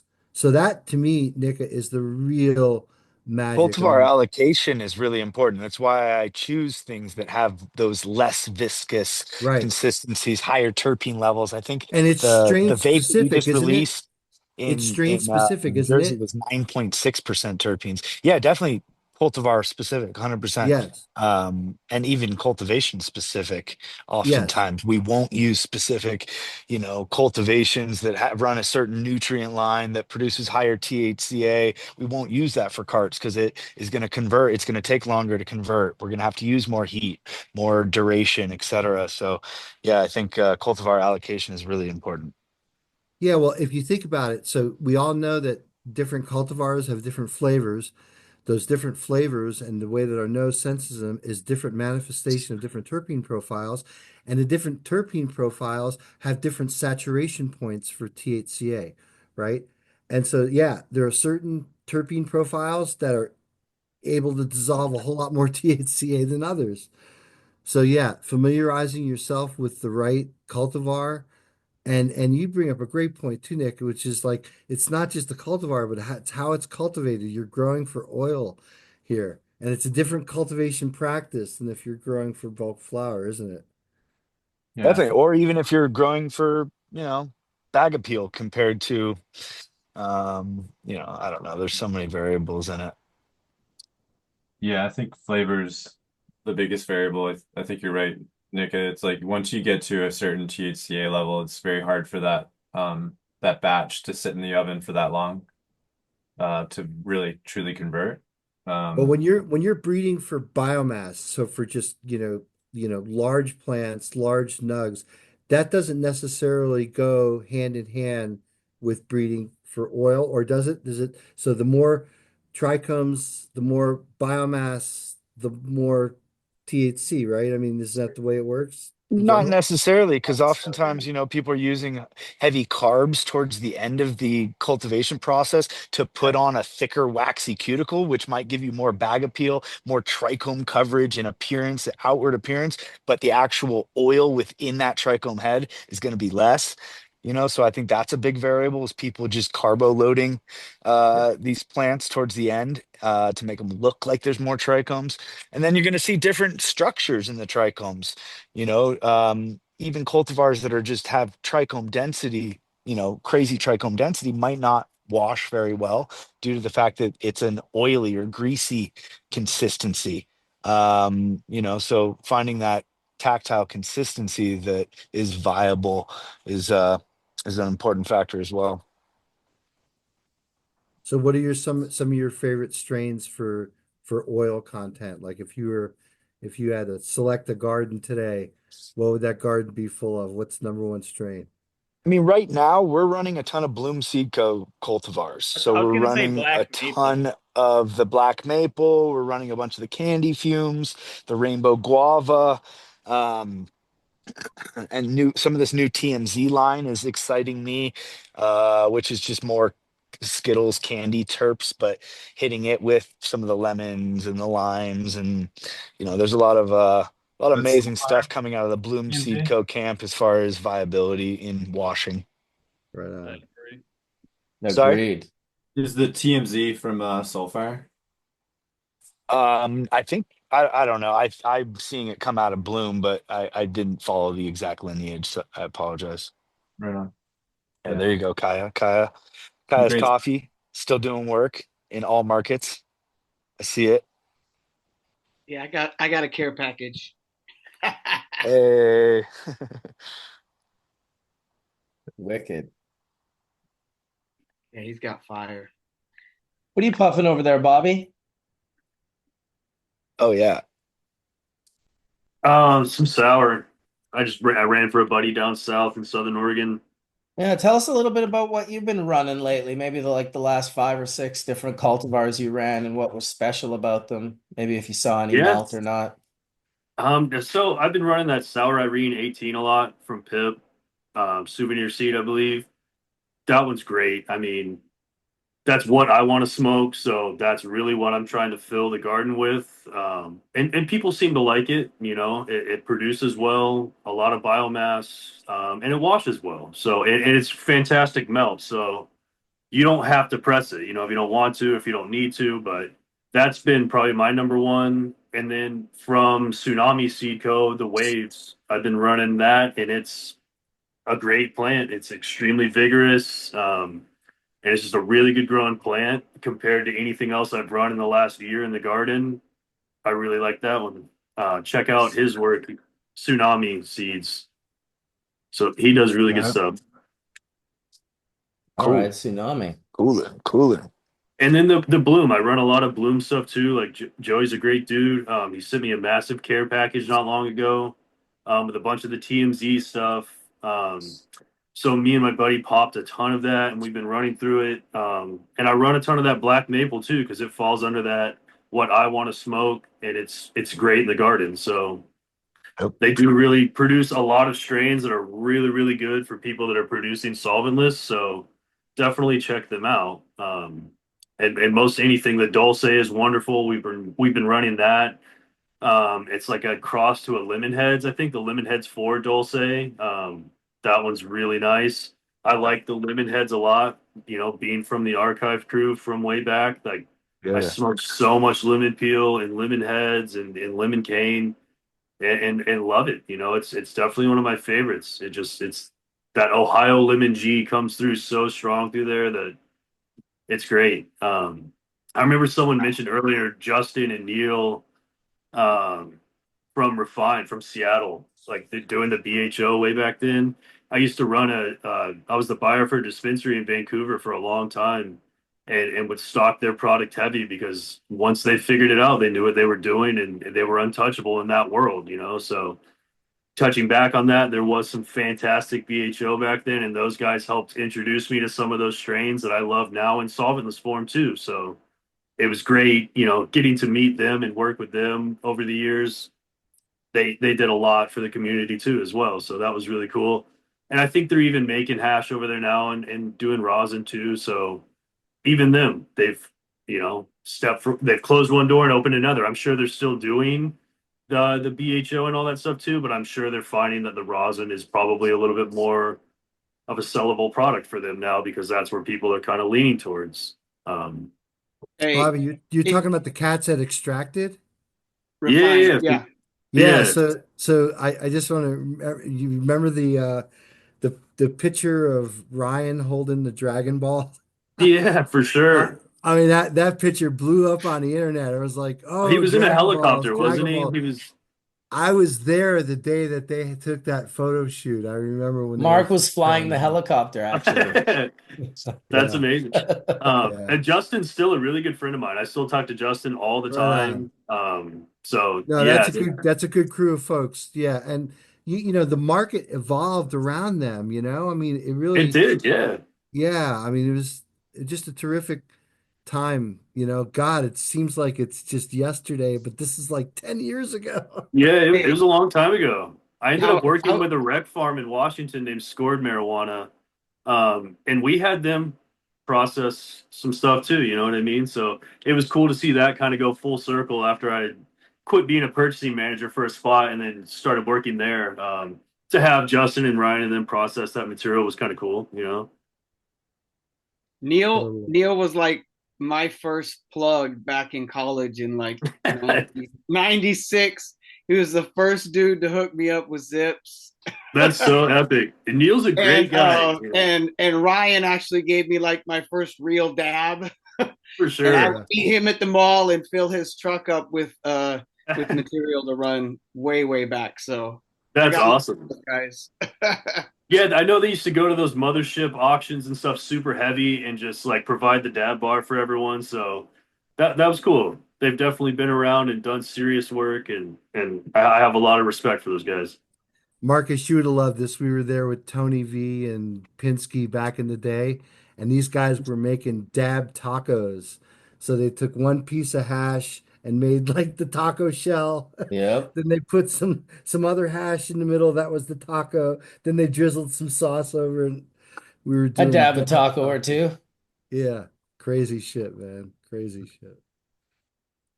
Well, it won't hold a candle to the Curator boiling down one of his giant creations in a single dab. We'll have to pull out the fatty, like something like this, like an old, like a really big one.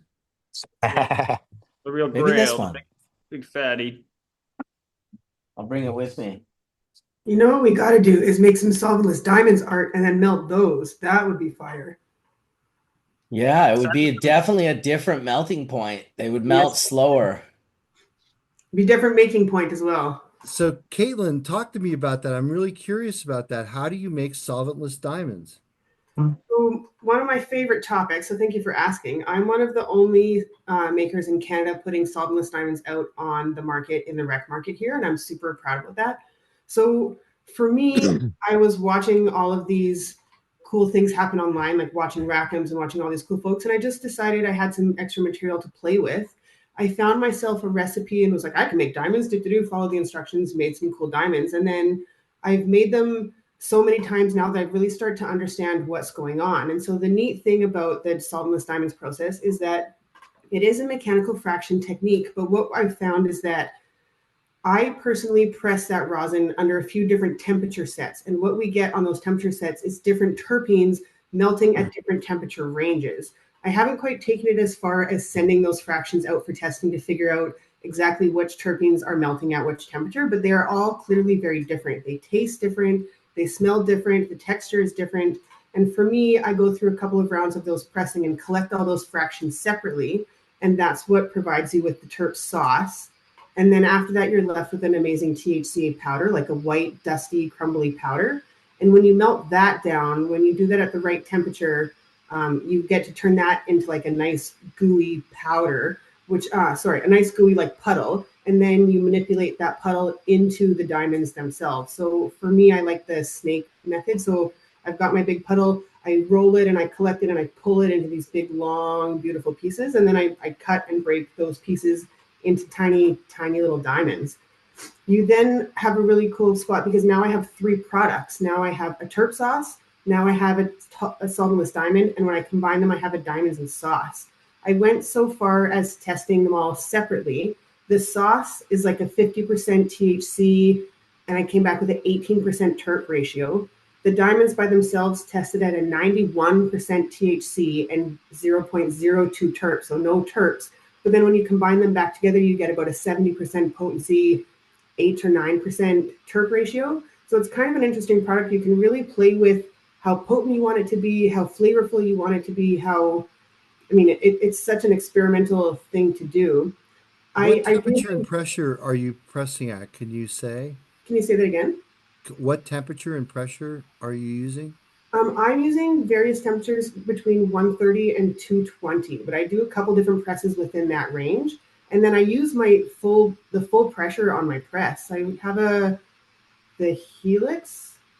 I always get the name wrong. I have the largest pure pressure press that you can purchase, and I take it to full pressure on every press.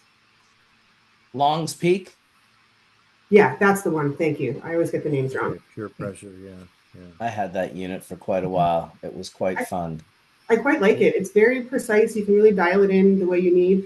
I started on a manual press. So I started with, especially in this process, like turning the wheel, feeling when there was a little bit more room, turning it a little bit more, and really dialing in the temperatures and the pressures that I needed to make this happen. And then I was able to take that and turn it into a recipe that I can put into that press that's automated so that I know exactly what I want to happen, when I want it to happen, where I want it to happen, but I still have the control to say, this is my baseline, but I'm going to change it up and down every single round. I never run the recipe. I run the recipe and I modify it for every round that I do based on the cultivar and how the terps are pouring out, how the process is running.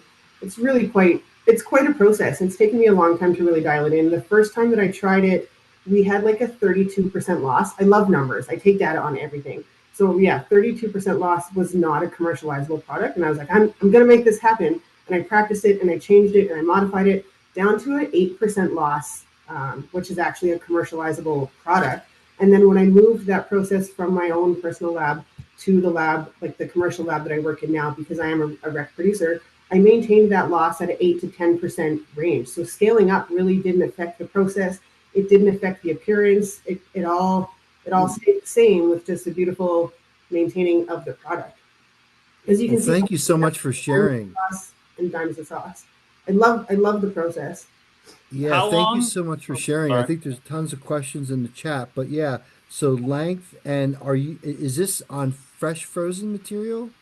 I personally do use fresh frozen, but I've seen lots of people doing it with dried material. It will come out different, obviously, but my preference is always fresh frozen. I love high quality everything. Right. Well, do you get any sauce fraction on dried material? Oh yeah, Yeah, yeah, yeah. you would, just not nearly as much, right? The terpenes are significantly lower. Sure. Yeah, but yeah, you would.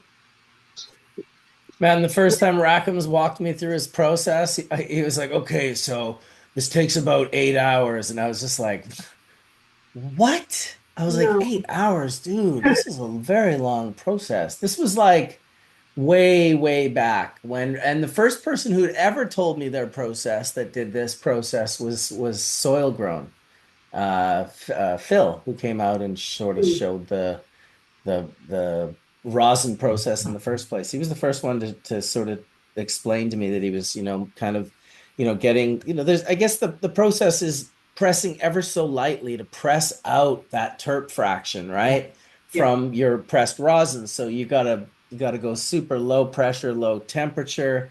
It can be a super slow process, obviously, as slow as you want to take it. And then the more you do it, you realize, oh, I can do this much quicker without really drastically affecting it. But of course, there will become a spot where, you can start affecting it, the flavor profile or what. I guess you want your terps to definitely not have an off flavor. You want them to taste beautiful and amazing. And I've tasted the product that you do, Caitlin, and it was quite lovely. Thank you. Yeah, it's a fine line between keeping it preserved the way you need it and like fully decarbing the product. And you really don't want to go all the way to decarbing the product because that's not what we're aiming for here, right? Yeah. The other thing that I think people forget is that this is not an extraction process the way that we're used to. This is a mechanical separation process. So you're talking about light pressure. And what I'm really doing is applying that pressure and temperature to move the terpenes, right? I'm not looking to extract them from the THCA. I'm looking to move them away from the THCA. The pressure and the filter bag holds that THC in place, but the heat and pressure move the terpenes away from the THCA. So it's just a separation more than it is an extraction the way we think about with BHO or the way we think about with ice water washing. Can I show a picture real quick? Oh, please do. Let's just make sure everyone can share. Because I don't Thank know you why again, it doesn't Caitlin, for start. sharing. This is awesome. Thank you so much. Oh, it's my pleasure. Okay, let's see this one. Can you see all that goodness? I like the top right a lot. This guy. Come on, Yes. open. Yeah. Oh yeah. So, Caitlin, what are those analyzed for? Like those stones right there? What do you mean, sorry? Like what How much THCA? THC? Oh, these tested at a 91% THC. A. Yeah, total THC. I'm sorry. I'm not sure what the conversion was between THC and THCA. So there's some THC in there. There is, yes. Yeah, I But might if it's have some of crystalline, it. it's mostly THCA, isn't that correct? Well, I'm not. It's a good question. Mostly, The way in front of me, yeah. I'm entirely It's going sure. to depend on the lab too, Yeah, like we kind of prefaced. I remember when we first started making this mechanical separation, we hit 108% THCA because the lab sample or the lab standard was off. So ours was Mm. higher than their standard, Right. and 108%. So I'm We glad have no you such say thing. that because they tested my diamonds at 91% potency, but 101% cannabinoids, which made no sense to me. 101%? yeah, it's because they're the standard's off. Yeah, it doesn't quite work, right? Well, it's probably not the standard that's off, Nick. It's probably their sample prep on the machine. The machine is just reading what they're shooting into it. What they're shooting into it, they haven't accurately assessed exactly what it is. You Because also saw like three different companies providing those samples, though, from Res Tech to the one that starts with a C, I always forget, and it was a difference of Cerulean like 97% to 99% Cayman, Cayman, THCA. Cayman or Is cerulean, their right? is their Or standard. res But tech. yes, 100% the actual process could have an effect too. Yeah, I'm Yeah, looking at and it. a lot of those analytical standards, first of all, they have to be ISO certified at a different level of ISO than 17025. I think it's like 17343 or something like that. But there a lot of those aren't actually extracted from the cannabis plant. Some of those are made synthetically and Mhm. ultra purified. And then what they do is they'll sell those to the cannabis testing lab, who will do a tenfold serial dilution on those, shoot those into the HPLC, and they watch the peak height change with concentration, and from that they get a calibration curve. So when they shoot your sample and see like 101, what that says is that they're higher on the calibration curve than they should be. That's probably due to sample prep and not due to the machine at all. The machine's fine. Okay. Just they're fucking up their sample prep somewhere. Hmm. But if it's that high, then it's greater than 99, you're good. You know. I just found the old test from some of those crystals that we were doing in Barcelona like, 10 years ago now. And the THCA was 89% and THC was only 0.8%. Yeah, That sounds like a proper measurement. makes sense. Mhm. So not so much THC. I'm looking at a COA mark that says 99.5, which is like, and then the delta 9 is 1.93, and then CBD is 0.05, So it's the same as That's 1%. over. That's over 100%, right? and then CBGA is 1.6. Yeah, it's way over. It's 101. And then I remember calling the lab that day. I'm like, so guys, like, thought we're on the scale of 1 to 100 or 0 to 100. How are They we? should just give you a 99.99% score at that point. Yeah, he just said, well, it's basic math. And I was like, yeah, no, yeah. Yeah, but like what Caitlin was saying about using low pressure to fractionate the terpenes from the THCA, that's truly fascinating because again, these things aren't they're not solids, they're liquids, right? And they're the most volatile fractions. So yeah, if you could push out the more volatile ones and let, the cannabinoids follow, that makes a lot of sense. So I'm I really excited that you're doing that, Caitlin, because I think you're going to inspire people in Solventless to go after diamonds now. So Thank thank you you. I for hope so. sharing. It's a cool way to bring solvent consumers over because there's these big heads that just want to smoke these solvent diamonds because they're so strong and they're so potent, and solventless can't stand up to that. Well, here, try this 90% THC item. That's exactly what you're used to, but is in a cleaner format, and tell me that solventless can't be solvent, right? The another neat thing that people don't know, because not a lot of people have the exposure to solventless diamonds and then solventless sauce, is the experience between the two is so wildly different because of the THCA is so heavy in one and the terpenes are so heavy in the other. Like the diamonds, you smoke those diamonds and it is all in your eyeballs and it is in your face and you're up and you're ready and you want to go and you want to do all the things and you want to get on the mountain bike and go. You take the terp sauce and it's like a 50% THC and 18% terps and you're like, yeah, buddy, let's chill out. It is fantastic. It will level people out when they're too stoned. They are wildly different products. And then even if you were to go through those terp fractions and try the terp fractions on their own without mixing them, you're going to get 4 different sets of experience from those terp fractions. 2 reasons. One, because all of them contain different terps, and also because they all contain different amounts of THC and THCA.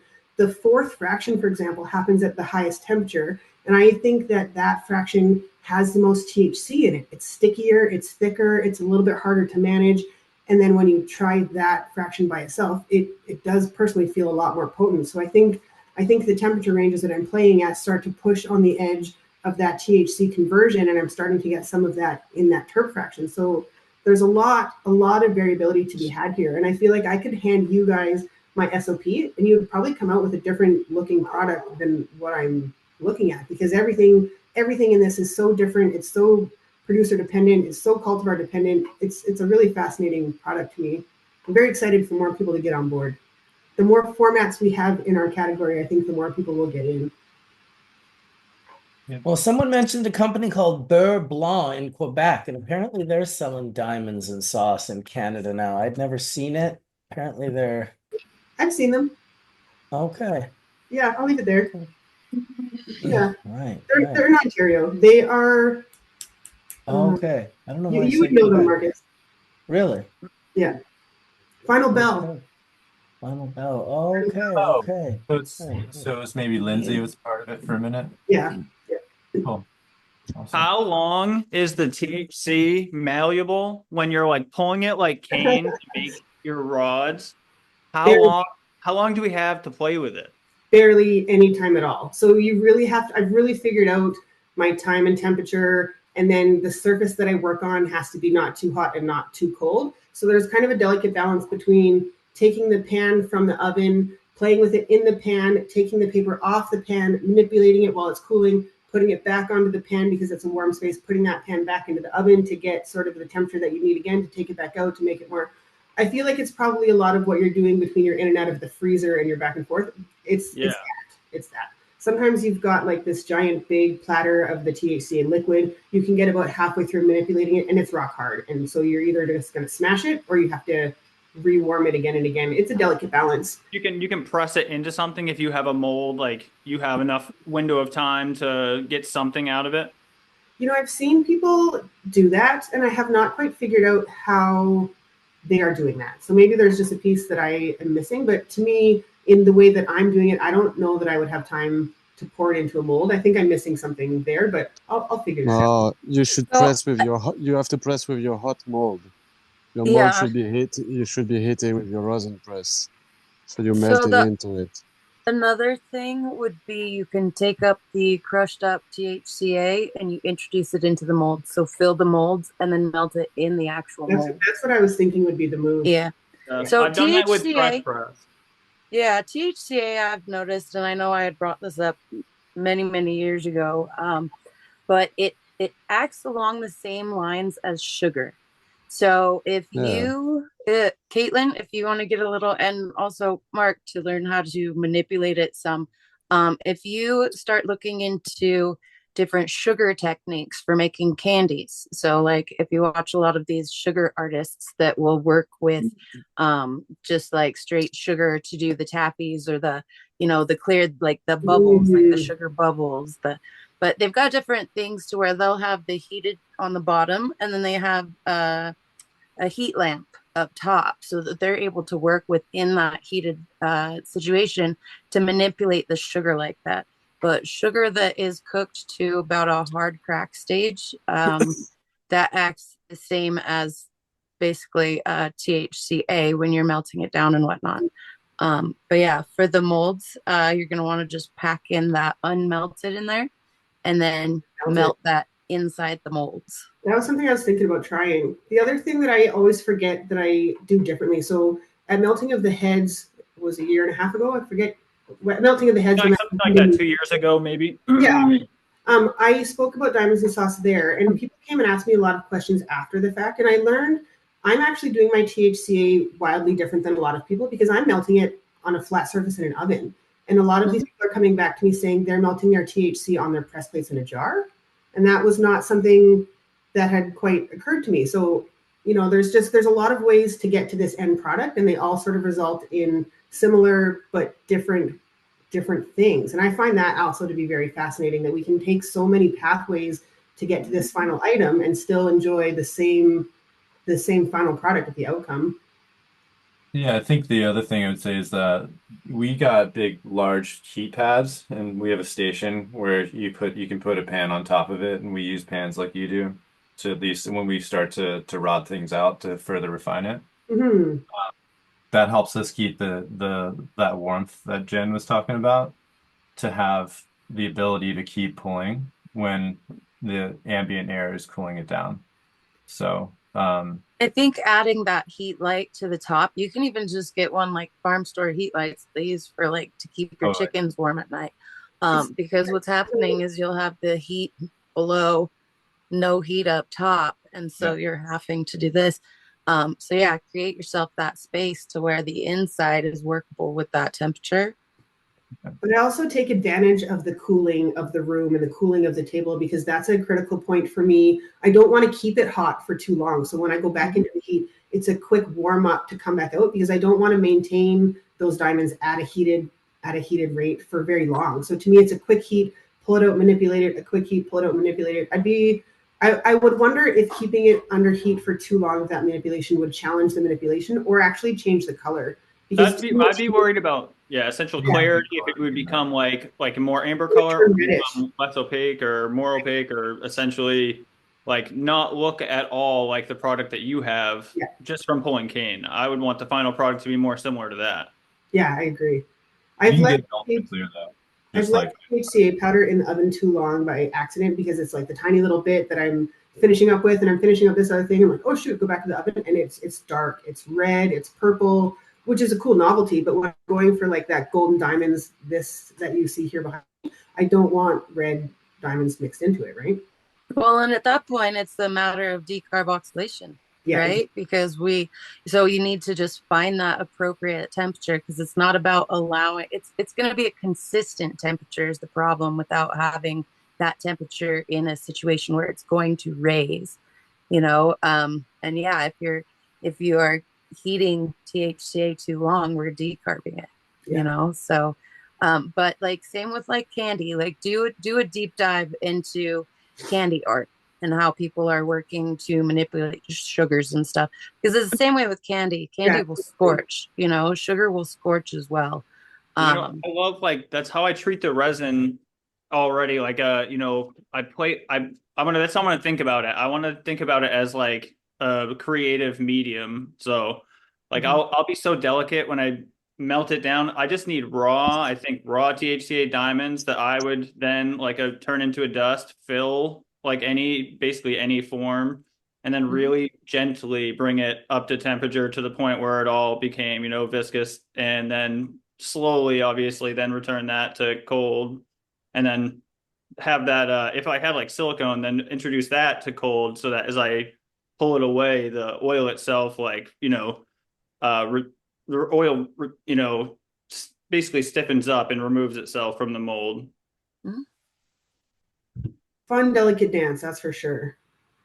Absolutely. I mean, there's nothing wrong with the white THCA that a lot of the listeners out there that are going to end up first with. There's a lot to be said for that first pass there. That holds a lot of, I think, a lot of volatile organic compounds that are lost when we melt it down, that are not retained through that process. So I think that's another interesting aspect of it too, because it does almost present itself as two different products from the same category. Have you tried dabbing that white powder before? Oh yeah, that was my first. So in Massachusetts, 2018, when we first launched there, that was like one of the first products that sold out. Like I told everyone, like, yeah, we can do this thing called THCA. No, I don't know if it'll sell. And I ended up making only a few hundred or maybe 1,000 units of it. And it was like the first thing that sold out. And I was like so surprised. That's impressive. I was just like in my head, I'm like, everyone just wants an ultra tasty product, but just where we launched, I guess that's really truly what they wanted, which is a very powerful product. Just something to get you really high. Yeah, which was a surprise, it was learning for me because, I just want things to taste amazing. I don't really need a high tack product. That's not what I'm looking for.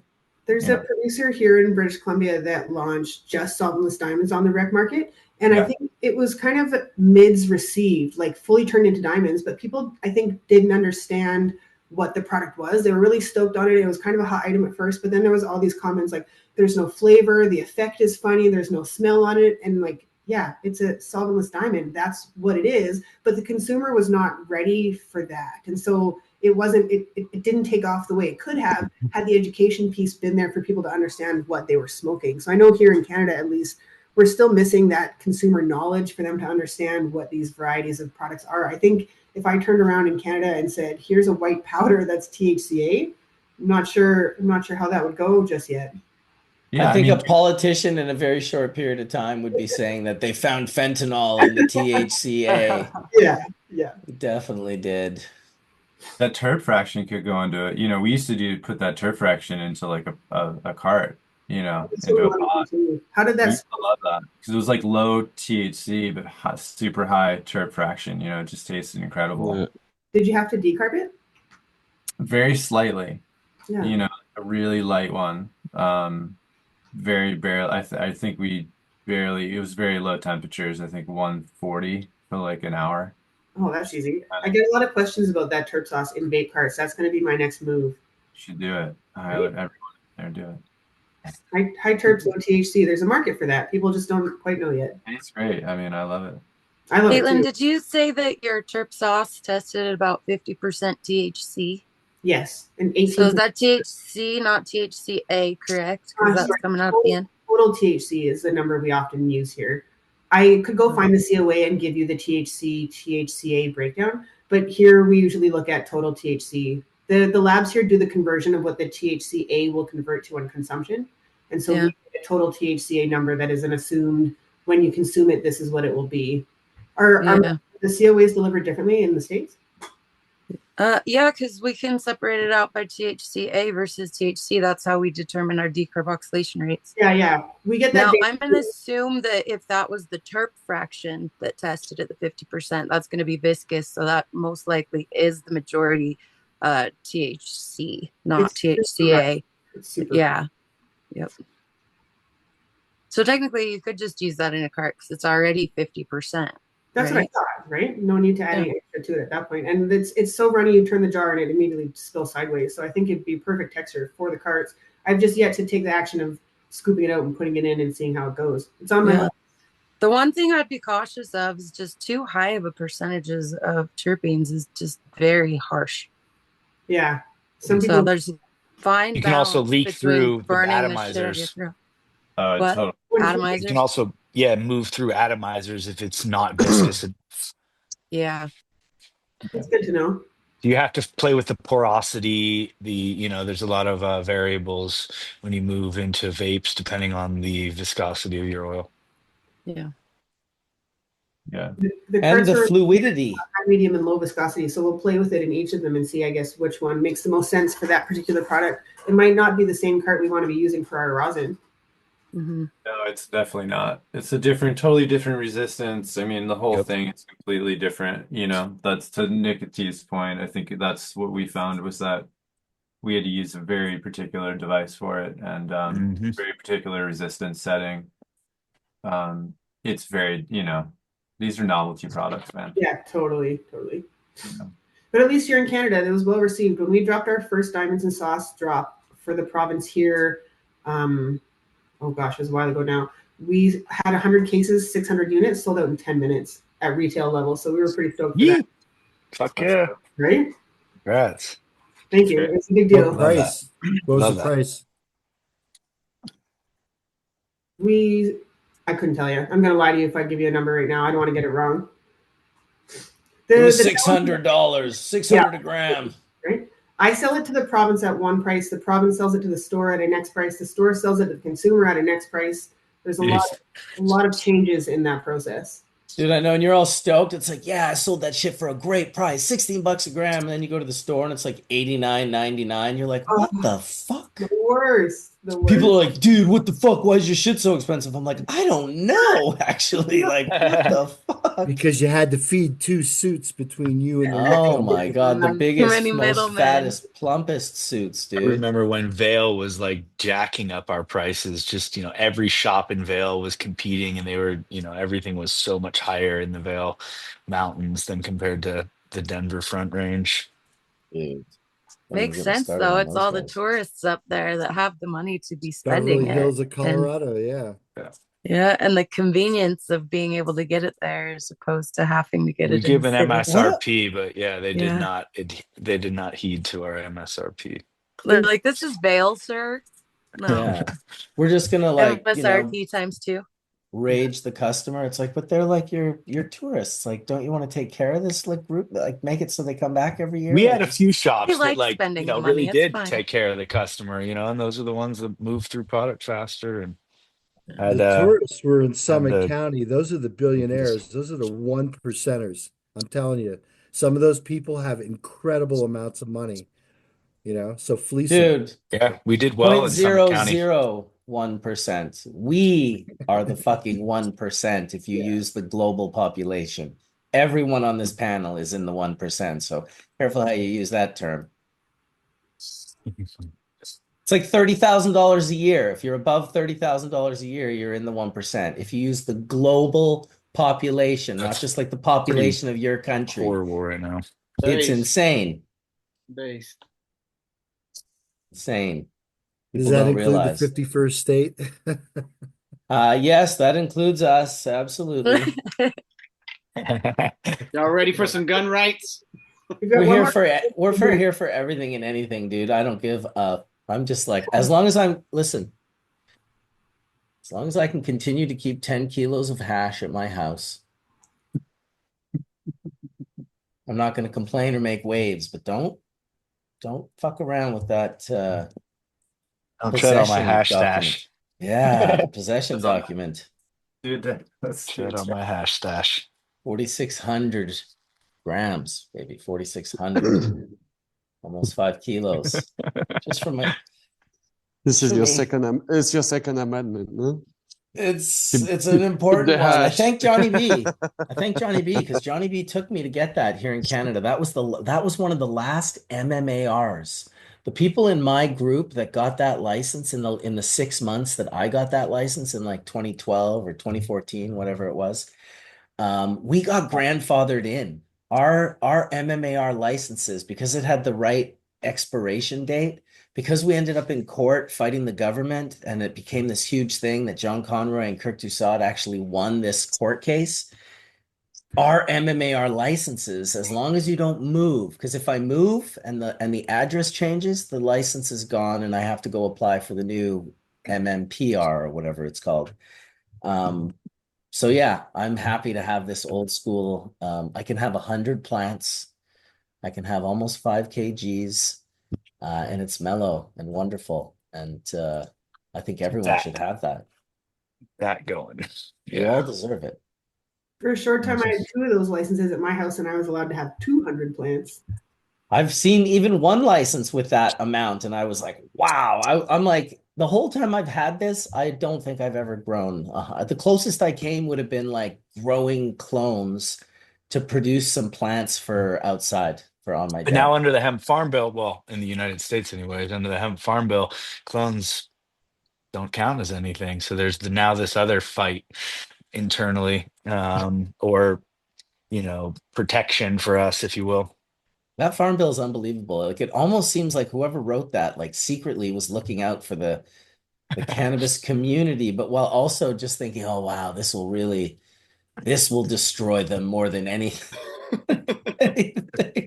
The warring the THCA versus the other folks. I don't know. I don't know why we always have to divide everything, but I guess it is what it is. I got raided once and I had a whole bunch of, I was under my numbers, but if you added the clones, I would have been in big trouble.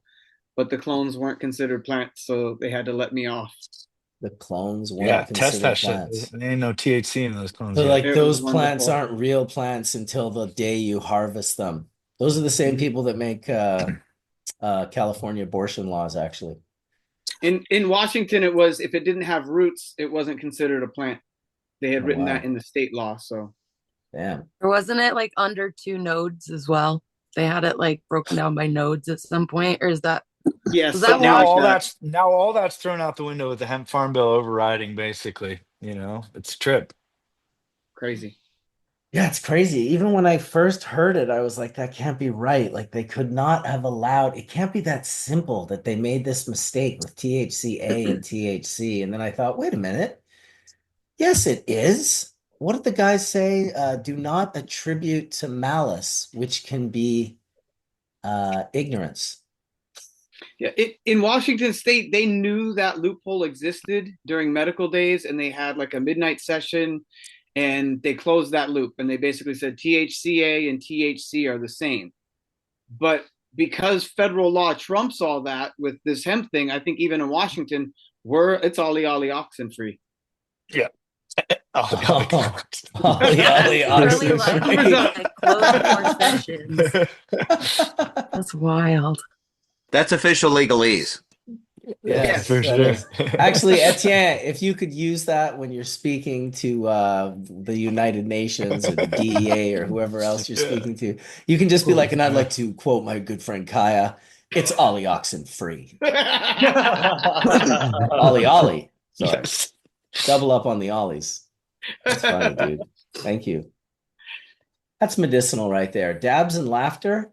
I mean, that is, you could, it reminds me of Indra back in the day when he was hurting and he'd say, it's hard to feel bad when you feel good. It's like, true story. Ain't nothing changed but the gate code. All right. Up to Mark. See if you can actually see this now. Yeah, that looks very lovely. Beautiful. I mean, I'm not, oh, wait, I might have even seen the blue you spoke of. There it is. Oh, the blue, top. the Myron blue. It's a gorgeous thing. If you There it catch is. I see it. Yeah. I love that. If you catch it if you catch just a line of it in a photo, it's so pretty. Totally. What do you guys think about photographing in white jars? We made the decision for myself to go with white jars on the market. What are your thoughts on photographing in a white jar? They're cool. I think white jars are great. I think, I know Brad over at 710 Labs chose white jars for a minute, and now he's back to the pop vac jars, which when we were on the topic of jars, I wanted to mention them. Pop vac is really good. I really like what they're doing. But yeah, I think white jars, they're a little harder to shoot, just because they have, need more what's called flagging, which is just over top, literally white Duvetine flags to kind of block light so it doesn't cast hard shadows. But Yeah. it's they're great. Do you like having them in your lineup, or was there a choice behind it?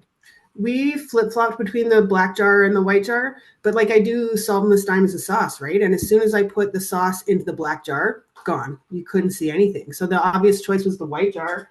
This has some sauce left in it. I smoked all the diamonds, but you can still actually see that there's sauce in the jar. If that was black, this one would look empty and you'd have no idea, right? For your application, like 1,000,000% white, because to be able to actually show the color of the sauce and be able to see what's going on, because shooting BHO in black Myron jars is impossible sometimes. Even like a pretty nice, like bright yellow color, when it's against that the actual Myron, it's like, all, and it's semi-opaque or whatever, transparent, it just doesn't show at all. It becomes like black grease. Yeah, that's how I looked at it too. So we went white. I haven't seen a lot of other people use white though, so I was curious, just your guys' thoughts, I suppose. We're about to use white in New York. We have a white and black line that we're about to drop. So, I like the clear too for water hash. I think Marcus is right. I agree. I'm having special colors made for every micron that attributes to my bag. So I'm going to be doing yellow jars and red jars, and I'm just joking. That's cool. I just thought it was funny. Do that though, man. That would be cool. You could. That's a cool idea. You should do It's it. a skew nightmare. Dude will do it. It's a skew nightmare. It's not happening in Canada, I'll tell you that much. Holy shit. No, it isn't. The regulations we have are so tight. This package is this big because I'm not allowed to sell a jar by itself. All that yellow information is required information by Health Canada. All of this printed information is required information by Health Canada. And as you can imagine, I can't put that on a jar. This giant THC logo, required by Health Canada, doesn't fit on the jar. You know what we did? We created a flag and we got away with it. But it was super stupid looking. We basically just wanted people to buy the jar, rip the flag off, and then they just had a jar. But it was literally just this big flag that opened up and was like this long and double-sided on both sides. It had all that information. That's how stubborn my group was to wanting to sell just a jar. We came up with that idea back and forth like 100 We had fucking an accordion times. version at one point. That's that what it like was. taped on with a clear sticker or something, and you It take was an it off, accordion. and then it'd accordion out. It was Yeah, I so remember that. ridiculous. Yeah, so we went with this guy because then what I can do is this is attached. And so in Canada, if you are attached, you don't require a THC logo on your jar. If you're not attached, you have to put a THC logo.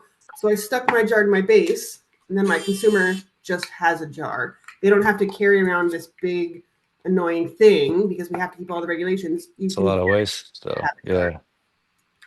Dude, it's so much waste. The Canadian, well, I'm sure the Yeah. American one just as much, but it's Oh, yeah. then again, if the Canadian cannabis is such a waste, I'm sure that almost everything we're doing is recently they've done this a few times in Canada, but they basically, these guys were like, I don't think they're recycling the recyclables. And he's like, I'll tell you what we're going to do. We're going to go buy like a giant like tonnage of recyclables, put a GPS tracking unit on it, take it to one of the 3 places that deal with recycling in BC here, and then we'll see where it ends up. And it was like, it ended up in the Philippines so fast. It was like unbelievable. Like they just literally shipped it to the Philippines because they'll burn it there. They can get away with burning it. And I was just like, oh my God, this is the most fucked up, crazy thing ever. Like it was something like 5% of Canadian recyclables get recycled. It was a really like insane, like look into it where you live. It's disconcerting as most things are because humans just tend to want to be shitty. If I guess it's easier or something. I don't know. It's harder to be good, but try to be good because being shitty is, it's shitty. Burning plastic in other countries seems like it seemed like that'd be a stain on your country's name, you know, where you'd be like, oh, we can't allow that. Like, anyway, back to hash making. Sorry to bring us into burning garbage, but sometimes that's how it goes here on Hash Church. People are like, if we curate a show, how will the conversation go? I'm like, it'll be full chaos. There'll be no controlling it, and anyone can say anything.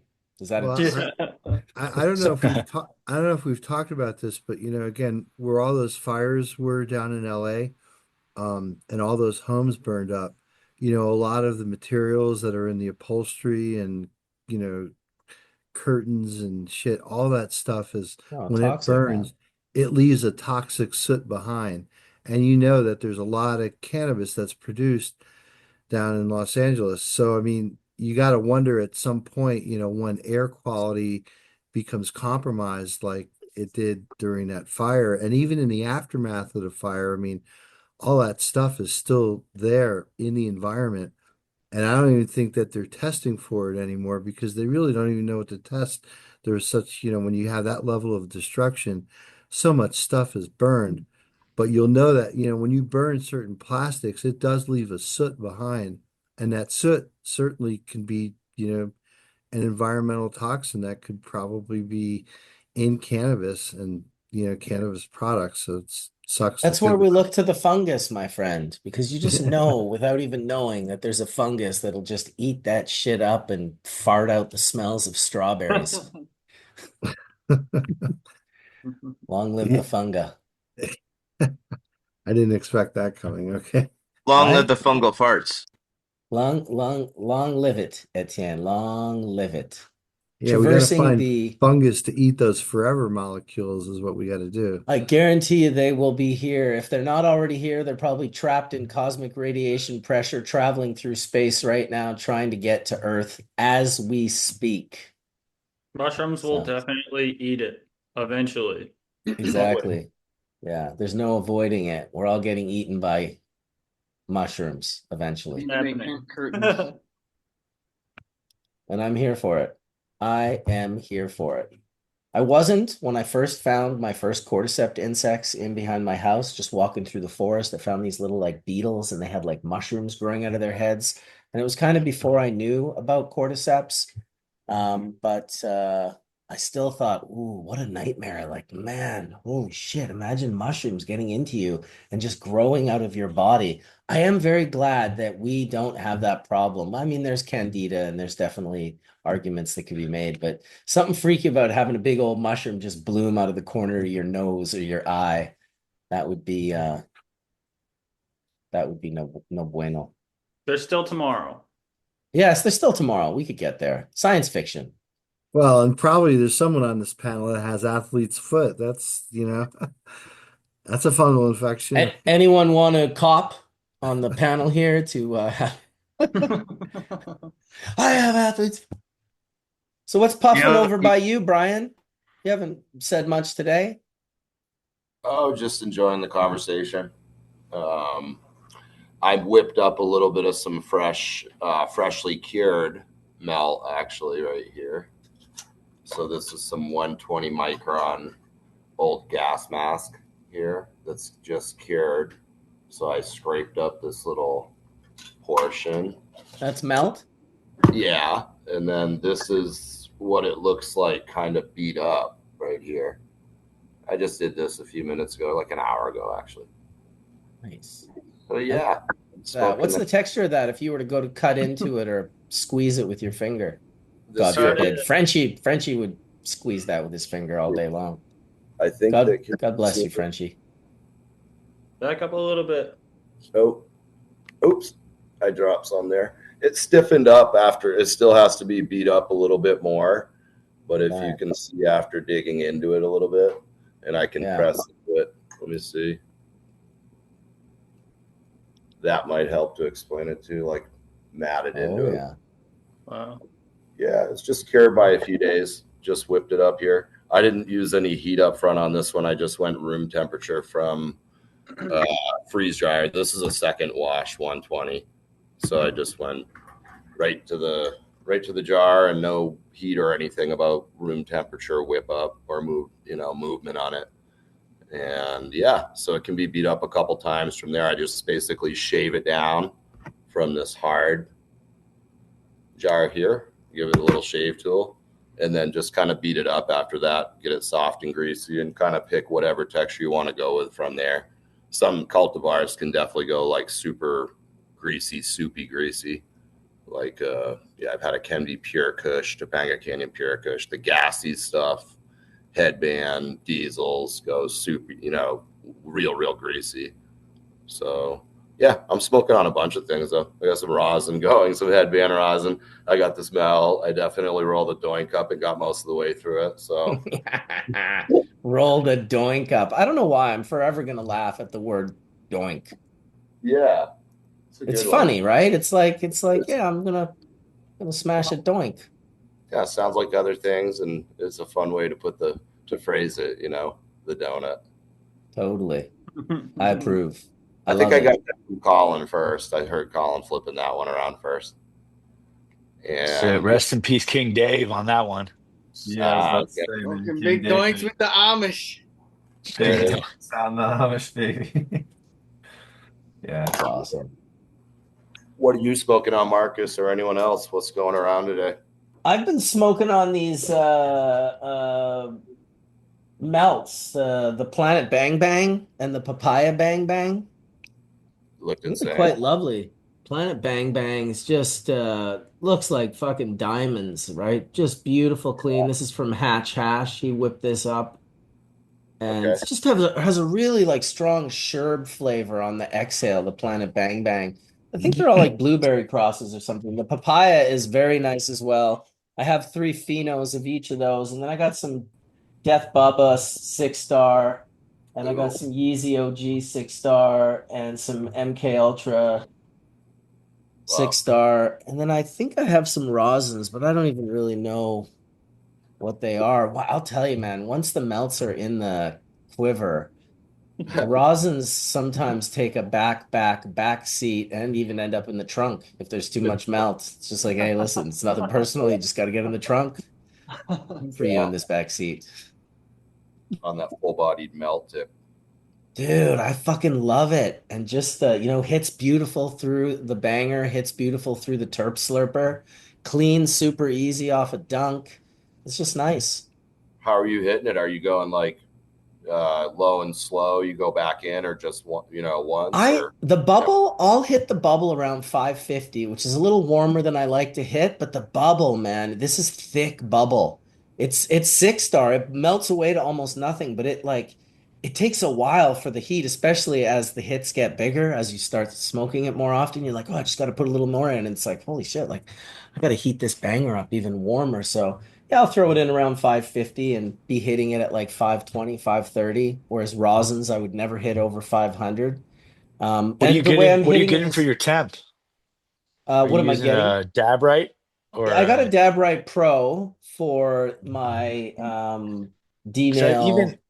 I use Dabrites as well, and I've even noticed between the homies, 550 is way different on, the homie's dab right compared to mine. It's a trip. So, Yeah. we say Well, 550 and it's like 510 on mine or something. right. Yeah, Interesting. they're Well, then I definitely not use, accurate.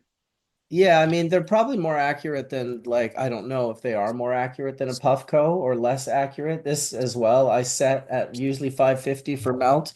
For Okay. me, because I've spent an obsessive amount of time, as I know Etienne has, like a ridiculous amount of time, like an insane amount of time, hitting off of every different surface area. So from like silicon carbide to titanium to quartz to ruby to sapphire, just understanding the different retention rates and release rates of heat that these different compounds have and the way it affects, preserves, or destroys aromatic volatile compounds as you're inhaling them off said surfaces. I spent a lot of time, as Etienne has, going down that rabbit hole. So one thing I know is how my hash should taste at a certain temperature. I've definitely seen it be variable like that. I originally had a really nice, like a nice one. It was like $150 laser temperature gauge where you could test it against it. I don't have that anymore, but I will say that the temperature on the D nail and the way Bryon, who's been the guy that's really led me down this pathway by supplying all these surface areas and heat textures and measuring his heat with infrared so he can see how even the heat temperature is. I would say out of everyone I know doing this stuff, Bryon may be going down the rabbit hole the deepest in a very hardcore, nerdy way. But it's definitely interesting to see that all of these. Well, I think it's also why, this D nail unit back in the day, like even 10 years ago, was like $800. It wasn't like buying a mini nail or some other nail that you could get for $100. They were definitely different on the inside because Bryon is, insane and just was like, let's just over engineer this thing. I left my D nail on like every day for like I would say 3 or 4 years. I think Skunkman Sam left his on for even longer. Never turned it off, which I is love the new wild. torchless heater from Dino. I've been rocking it. Yeah, this Yeah, I'm one. trying not to use my torch at all. Yeah. You got the quartz top over there or no? No, gosh, no. Listen, I got the first quartz top, the first prototype. He sent it to me, and I guess it was measured just slightly small. So it fit on perfect. But then as quartz heats, it like contracts or expands, sorry. No, it was contracting. And I'm sitting here at my office just plugging away working and this thing I just hear this thing go and then like quartz is falling down on my arm and hand and I'm Oh trying to shit. figure out, dude, I was trying to figure out what happened. I was like, I called him up. He's like, "Oh yeah, I think we're gonna have to go up another millimeter on that size." But that's what I've always done for Bryon is just R&D shit. I know Etienne's done the same thing. We just R&D it. We smoke it hard. Anyway, he tried to send me another one. I was like, "Listen, I don't want the quartz top. I've got PTSD now. I'm like gonna sit at that thing. Like, could you imagine getting a piece of quartz in the eye or Oh something? fuck. Like, dude, I Oh yeah, cannot no, get mine's been like good.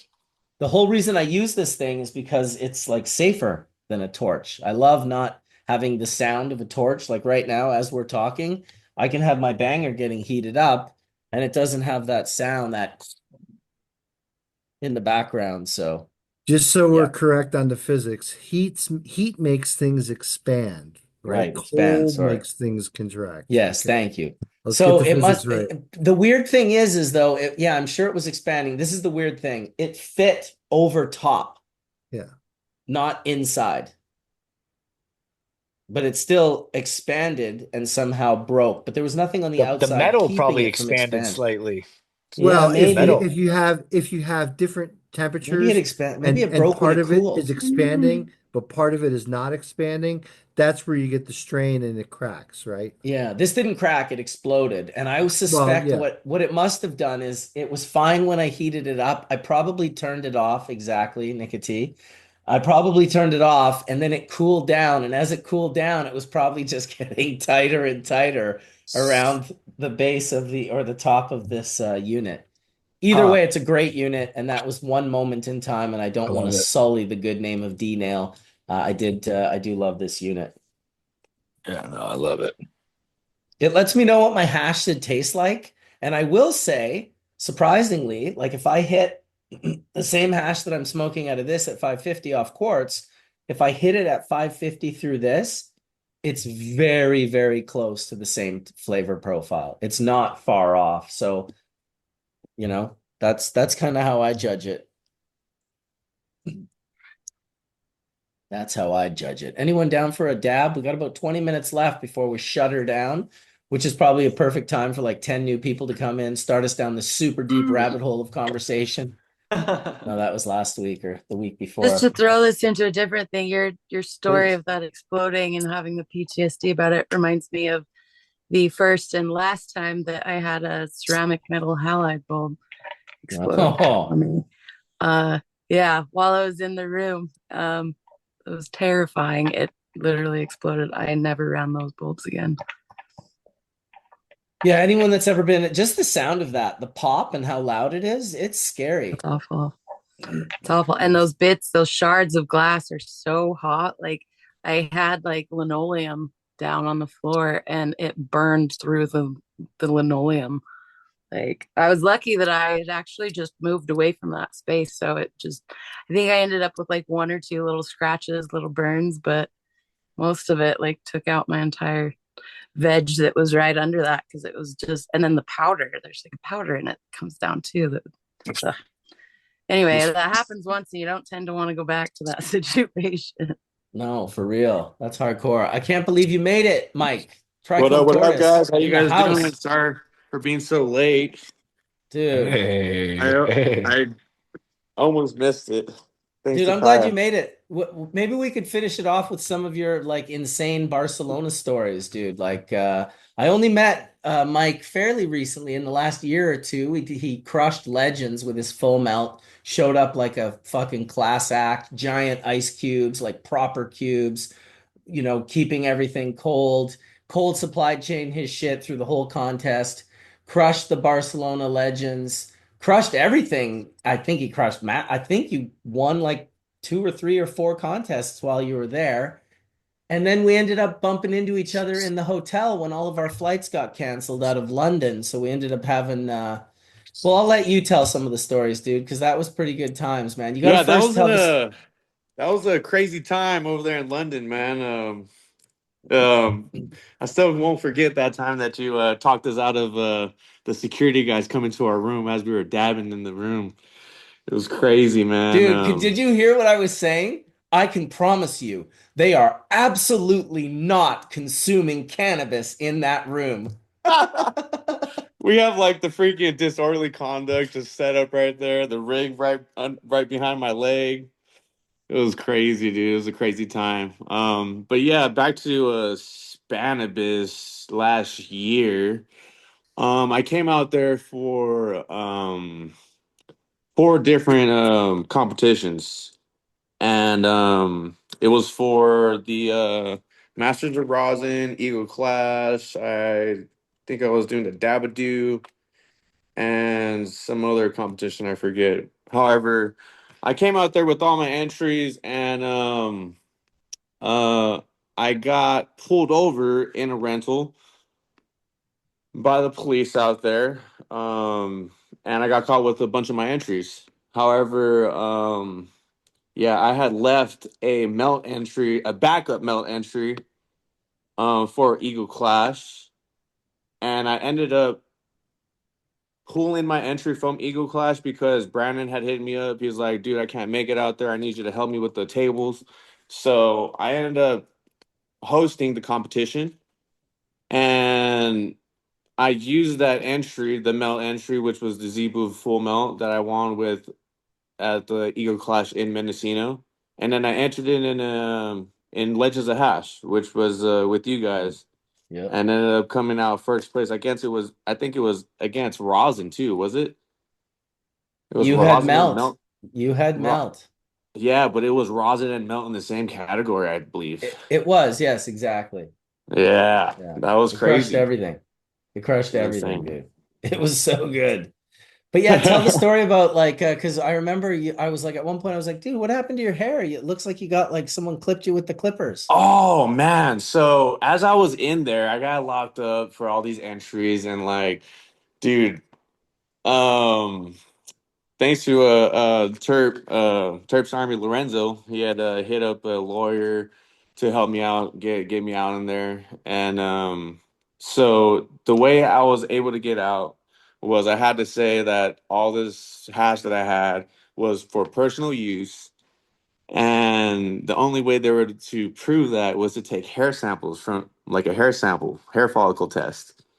And when I took the hair follicle test, I was like, "Oh yeah, it's cool. I'll take a little fucking, you know what I mean, a little hair here and there." And as they're taking my hair, dude, they fucking just took off like fucking big ass fucking chunk right here and right here. And that's why when I showed up, I like had these fucking bald spots in my head. You know what I mean? And it was like fucking insane. I was just walking around with this bald spot, and Dude, they yeah, were that gnarly bald spots. They were literally like 50 yeah, they're cent very piece notable. fucking bald spots on your top of your head on either side. I was like, whoa. But tell them how the test turned out. Oh yeah, it turned it out. Yeah, I had a lot of hash in my system, which was a good thing.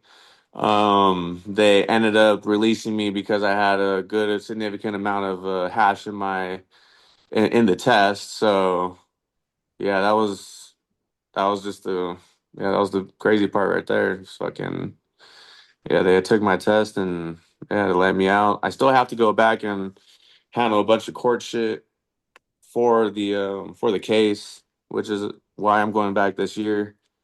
Um, but other than that, man, fucking, it was a wild ride. I fucking came out there for some competitions, got locked up, got out, took first place at Legends of Hash, fucking came back home, made it back home. It was good, you know. Dude, even the way you made it back home, like even the hotel and us like trying to figure out how we could dab. And that's the other thing. That was like a 30 to 45-minute long, like, oh, I've got this. Oh, it won't work. We're in London. Oh, wait, I have a converter. Oh, wait, it's the wrong converter. Oh, wait, I might have a plug that fits into that thing. Oh, wait, no, it's the wrong plug. And we just kept going through all of our suitcases Oh and my bags, God. trying to figure out a way to make it work. And then when we finally made it work, this stupid fucking hotel, dude, there was this weird like wall behind the wall, and it sort of recirculated all the air from all the rooms. And so us just being like, let's get high, and we like blasting these fucking massive rips of like this the Z booth and like all the winner of Legends basically, and exhaling it into the hotel, dude. In minutes, there was every single security person in that hotel, and there was a lot of them. It was the Marriott, There was I like think. 9 of them, dude. At least they were all, and they 9 were of them. when I opened the door to look out, I could see them going like walking down the hallway smelling, but they couldn't tell where it was coming from. And that's what I had on my side. I was like, listen, we smell it too. It's in our room. We're just not. They basically came to our room because we were probably the only fucking room that didn't call and ask to be moved immediately into a different room that didn't smell like this. Because he said Correct. that they had a lot of requests on our floor to be moved out of their rooms immediately. I was like, man, those people don't know what they're missing. It's like, this is the dank. But instead, I feel like I hid all of the jars that you had like under the sink in the piping so that if they did come in, they wouldn't find them. And then I just bluffed them out in the hallway. I just said, listen, these are nice young people. I just met them, and I'm telling you, they're good folks, and there's no listen, like what, we're just burning cannabis? We're just, and the guy's like, oh, I don't know. I think you're vaping it. I'm like, vaping? Vaping? You mean like nicotine? I don't know what you're talking about, man. But I know there. Do I smell like burned cannabis? No. Do you smell burned cannabis? Look, I smell that whatever is in the air as well. But there's no way to know that that came out of this room. It could be it's as strong in every room on this floor. And we fucking got away with it, dude, which is gnarly because London's not like a cannabis friendly city. Like we probably, I don't know, dude. You were like surfing. You could probably on that trip. I know you couldn't have known that you were going to have that trip. I just figured that's how you were always in life. I was like, wow, Mike's just a fucking maniac. He's like, he could sell tickets to go on a chaos ride. You could just go on a You trip with know, the trichome tortoise. earlier in my life, I could say I could agree to like being that way. However, that was like a little flashback of how my life used to be, you know? I was like, damn, I'm going to fucking jail. Well, I'm glad you didn't. But I'll tell you, surfing the edge of almost going to jail, Man, again I'll tell you, that was in another fun. country would be fucking crazy. Yeah, that's Insane. true. Well, I'm glad. I hope that it all works out for you in March, and hopefully we'll see you in Barcelona here in a Oh yeah, couple of we'll weeks. definitely.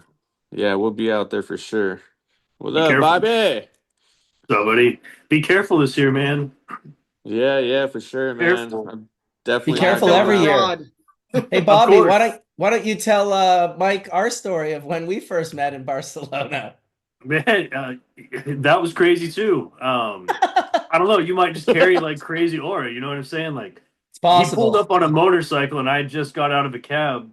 I was like, "Oh, that's really cool. That's Boba Man." I hadn't even met him yet in person or anything. So, I walked up and said, "What's up?" And we went to go find a place to go puff. Walked up these stairs. We were waiting for everyone to get to the restaurant for this Masters dinner. And I fucking left a bag of like 56 grams of random jars of rosin in the cab. And I was like, shit, dude, I don't know what to do. I'm on some weird app. And he was like, just hit him up and see, like it hadn't been luckily I realized rather quickly because I had nothing to pull out and smoke. And so I hit the guy up on the app, and dude, luckily he turned around in like probably 5 or 10 minutes or whatever, and brought me back that massive bag of rosin. It was like not even like a backpack; it was just like a little bag with nothing but like 20 jars of rosin in it. So if he would have just opened it, you know what I mean? He would have. 20 jars of rosin. He would Dude, have been I like thought it really was your stoked or Masters of really Rosin upset. entries. I thought it was all 64 of your Masters of Oh, well, Rosin entry. I'm pretty sure that the pelican of that was in there too. This was just like a fucking my bag of hash that I had accumulated from Slay and other people on the trip out there. So it definitely Damn. Wow. had it definitely had all of the entries and some random rosin in it, but Dude, the we man were brought it puffing back. it. We were Yeah, puffing he it brought it back. minutes That was later, crazy. dude. He brought it back and we shared a nice puff on the stairs right And then before dinner.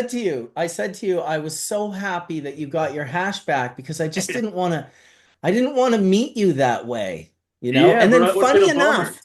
funny enough, days later, I would meet Jolly Roger in a way that I wouldn't want to meet Jolly Roger. I'm so happy to be cool with Roger now and be on like a Yeah, better like that is great because that was an interesting interaction, and it and was an anomaly, dude. there was no harshness going on whatsoever. It was just like a very off timing type thing that happened. So Oh, I felt it, terrible, dude. it People was kept a going like, jog. dude, he should have gotten so mad at you. I'm like, bro, I coughed in his face. There's a big Like, size difference between the two, so it was something that was so unintentional. When someone's a lot shorter than you and they cross paths, it kind of seems like that, but it was a well, crazy I interaction, and I'm I give a positive shout out to Jolly Roger and Puffco. yeah, no, he's They're our sponsors today. They're super supportive and awesome, and I'm so glad that I got past that most insane. I yeah, don't think I've that's ever great. offended a person faster in my entire life. Like that was under 2 seconds. You were there. You were the witness. Was It it was under two crazy. I seconds? My jaw was on the floor, I'm sure, and I looked crazy, but All of you all looked crazy. me Frosty and was there. Alice me was and Matt there. Oh Jackson my were standing next god. together. My wife was All with me. all your jaws were on the floor. I was like, Yeah. oh my God, that was crazy. So shout Can you tell out. me what happened? Like what Yeah, caused it? I was taking a puff. I can't remember who was right next to me, but it was someone that walked away. I And don't remember. I know Madison was there, and I know me and Matt, my wife. I well, you don't remember wouldn't who else was remember there. this person because this was the person that left that created the hole in our little circle For that Roger to slip in. for Roger to come and hang out into. And I can't remember. It was like one of my buddies or something. And he was right beside me. And I was like leaning over, hunched over, taking a big rip. Well, And tell him what you were smoking it through too, though. oh yeah, I was smoking it out of the Legends Carta. There's all these like long, There's so drawn out. many.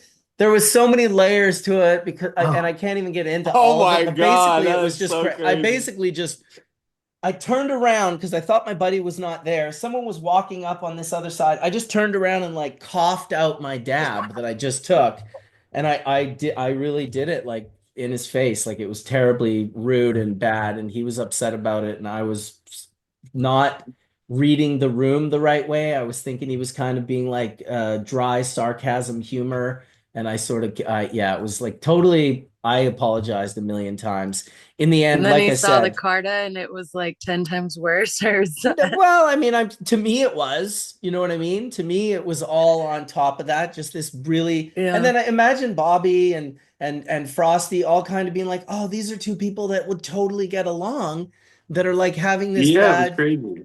just having this bad experience. So I am very happy to have a good experience with Roger. I hope to be a part of their jar check in Barcelona this year. In the least, I'll go and hang out. But I definitely told him when he was on Hash Church last that I really was inspired by the jar check. I think that's an awesome event, super cool, great way to popularize the processes and the end products and bring people together and bring other people together that are like, I just want to go see the rosins and the hashes that are showing up at these jar checks because it's very much, it's funny because I listened to this book by Wayne Gretzky recently. I'm Canadian. I'm an old hockey player. I love Wayne Gretzky. Back from the 80s when he was winning all the cups with Edmonton. And he's talking in his book about the best hockey players are also players that try to build the game because hockey doesn't hold a candle to NFL football and baseball and basketball. These are massive American sports, football in Europe. Hockey is so much smaller. So they've always really needed to build the game of hockey. And I feel the same thing with being a hash maker. Companies like Puffco that are out there trying to normalize, make equipment for dabs, trying to normalize. I mean, listen, we knew years ago people were not going to be getting turned on in the future with giant blow torches and, hot bangers and stuff. Like we had to like soften that edge, that hardcoreness of getting a dab in. And so I have a deep appreciation for all of the people on the panel, all the people that have pushed and built the game, if you will, of hash making and cannabis growing and just I would surmise that the game for me is everything. It encompasses recreational, it encompasses medical, it encompasses preventative, it encompasses all aspects of growing and processing, and it even encompasses the business side of it and the business end of it of building a brand, creating economic viability, creating consistency, understanding environmentally safe packaging, and there's so much that goes into it. So I tip my hat off to all of you, the people that are promoting the game, the bubble ambassadors, the ambassadors, if you will. I always call the hash makers the bubble ambassadors, but That's there's many great. different Bubble kinds that are. ambassadors. I've always Yeah, called them solventless soldiers, so that's great. I well, hadn't heard that's awesome too. that. The solventless So soldiers. That's awesome. bubble I'm really glad to. ambassadors. I like that. Yeah, you got to have your ambassadors out there building the game. And so when I met Mike for the first time, I was like, oh, dude, I just like everything about this guy. He's just an absolute full-blown chaos turned to 10, full melts, just like ripping massive dabs, just like going 100 miles an hour, winning every contest. He's just like, I tried to get him a trophy. It took me so long to get him a trophy. He won like 5 other contests in the time that he won the contest that I owed him the trophy for. By the time I actually got him the trophy. Now, in my defense, he bakingly sent me his address to a house that he moved out of. But we got it back and we got it to you. We got it. We got it. We got the trophy. That's the important part. That's awesome. Very cool. We got 5 minutes left. I don't know what everyone wants to maybe have one last rip a dipple. I think I'll hit the Mothership. Shout out to Scott Deppy and the crew at Mothership for just always pushing the levels. Puffco actually did a cool video. I don't know if you guys saw it, but they did a cool little video on Mothership and the pipes recently. It was like a premiere. It was only about 4 or 5 minutes long. And I'm sure you could probably find it on their YouTube channel. But if not, I will find it and put the link in the description of this hash church here. Thanks, Yeah, I everyone. think that was from up. their trip to Portland recently for the jar check. They went to Seattle to go see mothership and everyone, and then came down to Portland to do their little jar check. How So did they that was like your really cool. jar? I personally wasn't able to go. I was on the road down to go to Ego Clash, so I know some of the Oh people shit. that are here in town brought jars of mine up to them. So Oh, Oh, well. it it'll be happened cool in to see December. what's that? It happened in December, early December. Yeah, it was like the day before Ego Clash, and I had to come down to bring all the yield bags a little bit early, so Yeah, I yeah. drove down the day before. So I wasn't able to go personally, but I had just done a collab with a buddy here in town, so, and I know he brought some of his material, some finished jars up to him for that, so they at least saw some, yeah. Nice, nice. Little mini flag for me. Hell yeah. Keep Yeah, that I've got my shit. thing heating up. I'll go grab it. Hey, Little do mini you mind if I flag. do a quick show and tell, Bubble Man? Show and tell her. Let's see it, man. All right, let me get to this Sorry, you shirt. got me mid dab. Yeah, I'm just gonna No, absolutely not. do it. It's unacceptable. So, since y'all will not be at the United Nations, I wanted to show you the display. This is the first time we've had a cannabis display on the floor. We're also going to have live plants. This is the 100th centenary of prohibition in the EU. So we're making the world leaders aware of that. So this is, of course, the Cannabis Embassy. This is sponsored uh, by Fields of Green for All, who is a non-governmental organization, and our friend Myrtle Clark and them out of South Africa. And yeah, so this is will be it's a 2x3 meter, has displays, and this is basically educating people about cannabis. There's my group, Veterans Action Council. Soft Secrets is there too. So it shows cannabis and hemp, talks specifically about it, gives a brief understanding for people because these are, again, our world leaders, so they're not really well educated on cannabis. Then we got some sexy colas for people to see because the plants that we have are not going to be flowered. And then Her Many Voices, and then Fields of Green for All, and of course the Cannabis Embassy. We're putting this on. And our friends Kenzie and Fareed went to Geneva and actually smoked outside of where the treaty was signed 100 years ago this past week, and which of course included cannabis. And again, this is just information to make people and world leaders aware of the disparity and why plants should not be part of the treaties and made illegal. So oddly enough, we're set up next to a drug-free world. So we're going to be educating a lot of the world body on cannabis, the biodiversity of cannabis, and why, the wasting of 100 years was a waste of time, money, people's lives, and unfortunately wiped out, bloodlines. So this is what we're going to have on the floor of the UN, and we're going to do this for 4 days. So I just wanted to share that with y'all since y'all won't be there, but shout out to our activists and people. And I also want to shout out to Puffco. They sent me a wonderful care package and really appreciate it. But most importantly, thank you, Fields of Green for All, and our friends in South Africa fought out of France, etc. So sorry to preoccupy the time. I love smoking, but at the same time, we can smoke into our activism at the same time. So Absolutely, dude. Well, that That's takes us fire. to 1 o'clock. 4 hours of solid hash church today. I want to thank our sponsors, Low Temp Plates. Give thanks to those guys and the Mini Osprey. You use a Mini Osprey, don't you, Bobby? Yeah, I use all low temp equipment. I use their presses, the Osprey, the Mini. I Yeah, you love got those good, folks. and you quite love the equipment. They've been working out for you. Obviously, you're another guy that just wins contests consistently. Yeah, I love it a ton. I mean, the most recent Legends I won was Melt that came out of the Osprey and out of the garden here that, I felt very confident in, and it ended up placing first place at that. So it definitely does good work. Is it hard to clean? Not really, not at all, no. we can clean it out really fast in between runs and even at the end of the day. Okay. So no, it's quick and easy to clean. I've been checking out other options, so I know that you've got a new option like for a micro washer as well. So that would be cool to check out as well.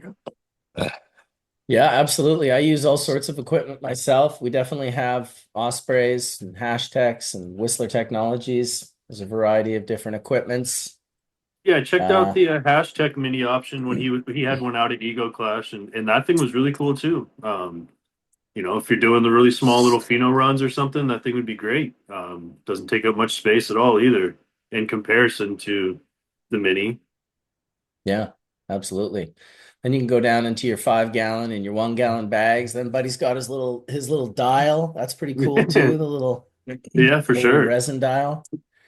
Lots of good ways. So yeah, shout out to Low Temp for the sponsorship you, Low today on Temp. Hash Church. Give thanks to those guys over there. Give thanks to the Puffco crew for also sponsoring and just giving us good support, hooking us up with great people, panelists, the whole 9 yards. Unfortunately, Juliana from Puffco, she's from Colombia. She had introduced me to a whole variety of people. There was 4 or 5 of them, different international hash makers, because I thought that would be a good aspect to hear from. But none of them were able to. The time difference might have just thrown them off that PST 9 a.m. thing. But shout out to all of them. Hopefully, we'll get them on Hash Church here sooner than later. Thank you all for showing up and sharing your vibes and puffing your hash with us.